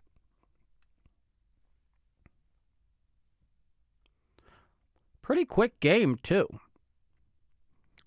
We've only been playing for about 2.5 hours. And since it's largely been pitching dominant, despite the fact we're tied at 3, that's not a terribly big surprise. I think we are all ready for this game to resume as soon as possible. And boy, do the Yankees need this one. Hopefully, Tim Hill, who's in 6 innings pitched in 6 games, no walks, 3 strikeouts, an opponent average of 105. That's good. That's very good for a guy who will sometimes only face 1 or 2 batters. Lefty-lefty matchup to Mullins. Here's the pitch. Fly ball to left field. Going back is Bellinger. He's there. He makes the catch for the 3rd and final out of the inning. So as Michael K. might say, bonus cantos. We are going to the top of the 10th inning here at the Trop on Saturday night, all tied at 3. I'm Paul D., and this is Bombers Game Mike. And extra innings. How about that? Extra innings. Well, who wouldn't want that? I mean, I would much prefer a clean Yankee win, but gotta do it the hard way. But this is one of the interesting quirks about baseball in terms of going into play out of regulation. Well, first off, bear in mind, both teams get, I believe, a pair of challenges back despite whatever happened to their challenges innings 1 through 9. And I do believe we're going to have that runner out at second, that god-awful rule from the pandemic-shortened 2020 season. So we'll live with that. Luckily, they don't do it in the playoffs because baseball still has some semblance of a soul left. Though, give it time, Rob Manfred will most certainly do away with that. He'll sell it off in pieces, don't worry. I've never been a big fan of any commissioner of baseball. Here's Cole Sulser, 4.70 on the air, 7 2/13 pitch, 4 walks, 7 strikeouts, an opponent average of 3.23 on the year in 4 games. And they're putting Randall Grichuk out there for their runner at second. That's right, folks, just in case you missed it. In regular season games, every inning starts out with the runner at second. Here's Jazz Chisholm Jr. He's at the plate. He had a big RBI double earlier. Here's the pitch. Changeup strike, swinging down and away on the changeup.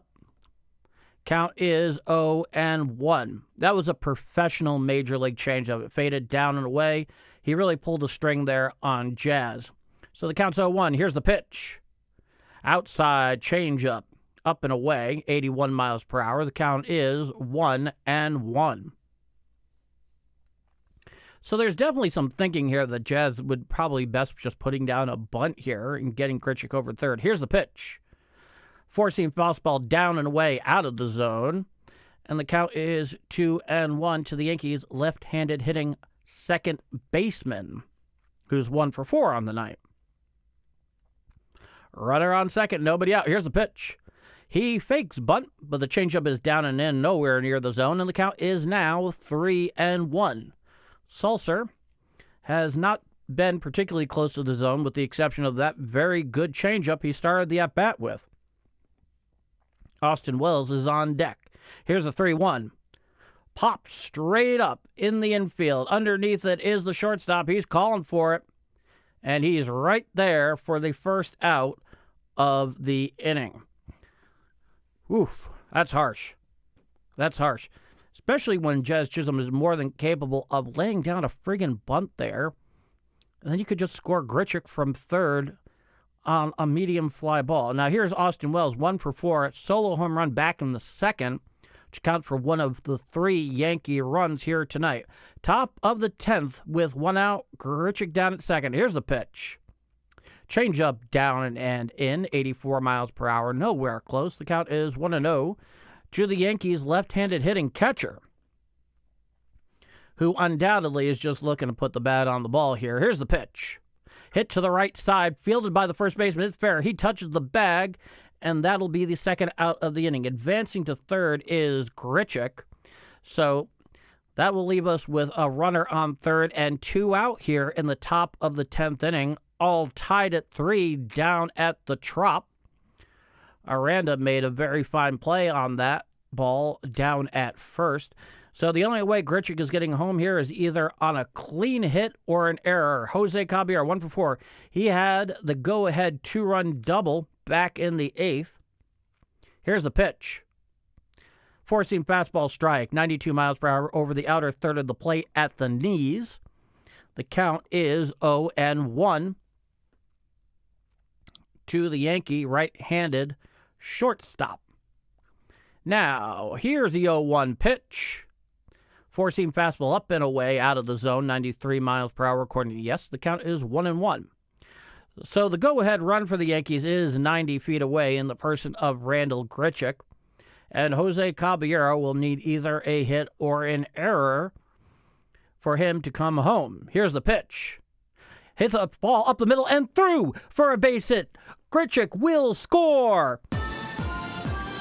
And that will have the Yankees take the lead 4-3 here in the top of the 10th inning with 2 outs. Oh, if the Yankees have a player of the game tonight, it is their not-so-light hitting shortstop, at least tonight, Jose Caballero, who's had he is responsible for driving in 3 of the Yankees' 4 runs here tonight. And the Yankee bench absolutely explodes on that one. None more than Max Fried, who's sitting there right at the top step of the dugout.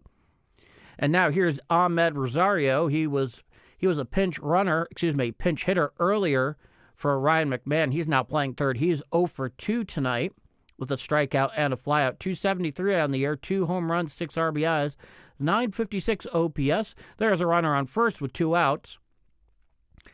And here comes the first pitch from Sulser. He throws over to first, keeping Caballero close there. What's going on? They're looking to figure something out. Nobody seems to know what's going on. They're talking something over. I think Caballero thinks it's a balk. And without seeing it on the replay, I can't be entirely sure.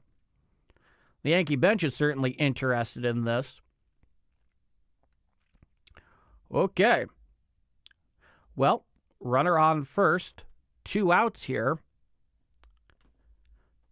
Sussler is on the bump, the right-hander. Rosario is at the plate, 0 for 2 tonight, in for Ryan McMahon. Here's the pitch.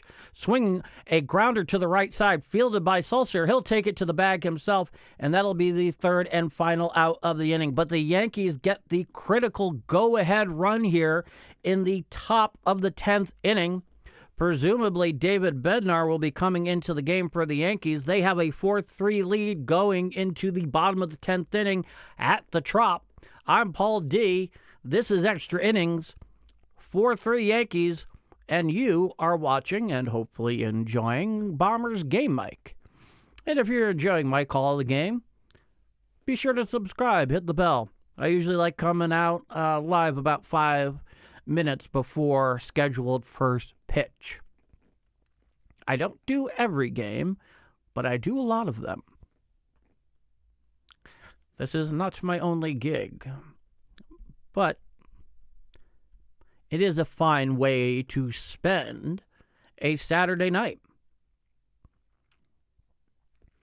Now for the Rays, looks like we're going to have Simpson, who went into left field. He was a pinch runner for Fortes, the catcher, earlier on, followed by Walls, and then to the top of the order with Diaz. And, of course, there will be the runner down at second, so let's set that one up there on the score bug. I would imagine David Bednar is coming into the game, and indeed he is. So, David Bednar obviously gave up the ghost, I believe, on Wednesday night when he was brought in a tie game against the A's. And he's thrown a lot so far in the early going. You know, like I think 2 of his first 3 appearances between the two of them, he threw like 72 pitches or something like that. It's, borderline ridiculous. So we are back here for the bottom of the 10th. David Bednar, 5 for 5 in save situations in 6 games. He has a 4.26 ERA in 6 1/3 innings, 3 walks, 7 strikeouts, and an opposing average of 3.46. That is not what you want from your closer. Down at second, Cedric Mullins is going to run there for the Rays. 4-3 Yankees, bottom of the 10th. Here's the pitch. Curveball strike, outside corner at the knees to the left-handed hitting Simpson. The count is 0-1. Ben Rice is playing well in at first base. Bednar comes set at the chest. Here's the 0-1 pitch. He bunts down the third baseline, fielded by Rosario. Throws to first, not in time. Simpson beats the throw at first, so it's runners on first and third, and nobody out here in the bottom of the 10th for the Rays. Not a great start. And, credit to Rosario, he did a very good job playing that in, but the truth of the matter is the bunt was laid down perfectly. And Simpson has quite a bit of speed down there, running down the first baseline. So, hey, that's what it is, folks. Runners on first and third, nobody out here. And here's the 9-hitter, Taylor Walls, who's 1 for 2 tonight. A single, a sac bunt, and a run scored is the left-hander. Playing in at third is Rosario. Here's the pitch. Throwing up and away, throwing down to second, and the base is stolen easily by Simpson. The throw was nowhere close on the part of Austin Wells. He picked the perfect pitch to go on, and it was a ball to add insult to injury. So the count is 1-0 with runners on second and third and nobody out here in the bottom of the 10th inning. The Yankees currently have a 4-3 lead, but the Rays have runners on second and third and nobody out. 2 runners in scoring position. A single will very likely clinch the game for them. Here's the pitch. Bringing back is Walls, and it is a ball, and the count is now 2-0. So not pretty so far for Bednar.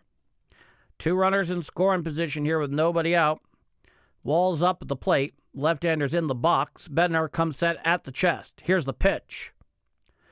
Curveball strike right down Broadway and at the knees. And the count is now 2-1 to Tampa's 9-hitter. And let's put it this way. There's one thing they need, and that's a strikeout. Showing bunt is Walls. He throws home, does Bednar. It is not in time, and it is now a tie game. So runners on first and third, and nobody out here on what was the suicide squeeze there by Walls. And the Yankees really have their back up against the wall. The winning run is 90 feet away for the Rays, and there are no outs here in the bottom of the 10th inning. And Mullins was just off as soon as he possibly could be on that one. It was a well-executed suicide squeeze. What can I tell you? Runners on first and third, nobody out here. We are all tied at 4 in the bottom of the 10th at the Trop. Yeah. It was a fine. He fielded it very well, did Bednar. It was even a good throw, but Simpson just had it well out ahead of the entire play. So we're all tied at 4 here. And the leadoff hitter, Diaz, who's 1 for 4 tonight, the right-hander, is stepping into the box. A blown save by Bednar. Not good. Not good. And they're going to intentionally walk Diaz to load the bases here. Yeah, Booney's given the four fingers out there. So we are looking at the bases loaded and nobody out, which of course allows for a force at home. But it's not looking pretty here. Aaron Boone is making the long walk out to the mound. I don't know if there's anybody up in the Yankees pen. I don't know if he's just trying to settle down Bednar and trying to get all their defensive pieces in a row here, talk it out. But at this point, it ain't looking great. I think he's going to stick with Bednar here, who has not thrown very many pitches at all. This whole thing has come together extremely quickly, and he's sticking with Bednar as expected. Now we have a pinch hitter, Fiducia. He's batting .250 on the year. He is in for Velade, and the Yankees have their infield in. 3 infielders on the right side. They want to cut off anything potentially at home. And here's the first pitch from Bednar. Breaking ball strike, curveball outside corner at the knees, and the count is 0-1. So the bases are loaded. Nobody out here in the bottom of the 10th inning. We're all tied at 4. All the Yankee infielders are in. 2 infielders on the left, 3 on the right. Now the 0-1 pitch. Swinging strike right over the top of the splitter, down and away, and the count is 0-2 to Fiducia, the pinch hitter, who is in for Velade, who was 1 for 4 earlier tonight. Hunter Velotti, the catcher, batting .250 on the year, no home runs and an RBI. He's in the hole, no balls and 2 strikes here in the bottom of the 10th inning. The winning run is sitting 90 feet away at third for the Rays. Come set is Bednar. Here's the 0-2. Foul down the left field side and out of play, and the count remains 0-2. So if you've been sticking with me the whole way here, yeah, I think, does Diaz have any hits in this game? Yeah, he actually has 1. He's actually 1 for 4 tonight. And thank you for your comment. I really appreciate that. Here's the pitch from Bednar. Four-seam fastball well and up and away out of the zone to the left-handed hitting Fiducia. The count is 1-2. So I don't know what the career numbers were between Diaz and Bednar. I just get the feeling they wanted to load up the bases for the force at home. Now, here's the 1-2 pitch from Bednar. He deals. Swinging strike 3. That'll be the first out of the inning. So a deep breath of air there for the first out of the inning with the strikeout on a really, really nice curveball down and away against the left-hander. And that brings up Aranda, who's 0 for 3 tonight. We're all tied at 4 here in the bottom of the 10th inning, 1 out. And Aranda, the left-hander, is 0 for 3. The Yankees infield, they're playing at second and third back. Rice and Rosario are in at the corners. Presumably, once again, they want to be able to cut down anything that goes right to them. And a ground ball to either second or short could potentially be a double play to end the inning. Now, the first pitch from Bednar. He deals.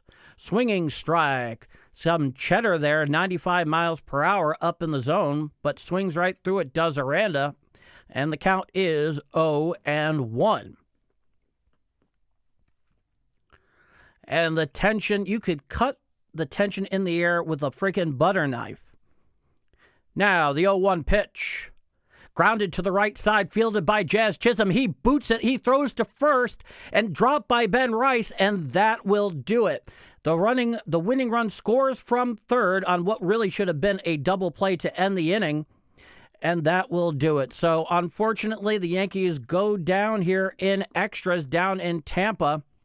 And a very disappointing outing here, and their losing streak is now extended to 4 games. And boy, does that not put a whole lot of pressure on the young shoulders of Cam Schlittler tomorrow afternoon here at the Trop. And of course, the Yankees will be coming back to play Game 3 of the series to try and salvage this friggin' thing with Cam Schlittler on the mound, and that will be, I believe, a 1:35 start at the Trop. So, unfortunately, 5-4 Tampa here in extras.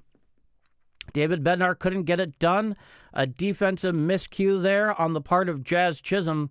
A very disappointing outing here after 10. So, 5-4 Tampa Bay. I will be back tomorrow for the 1:35 start. I will be going live at 1:30, so be sure to subscribe and hit the bell if you want to join me again for this. I thank you all so much for joining me here on this Saturday night game down in Tampa. I'm Paul D. This has been Bombers Game Mike. 5-4 Tampa is the final. A very disappointing outing with the Yankees now on a 4-game losing streak, but hopefully they can turn it around tomorrow on the big right arm of Cam Schlittler. So, thank you all so much for joining me. This has been Paul D. And of course, this has been Bombers Game Mike. Bombers Game Mike, over and out.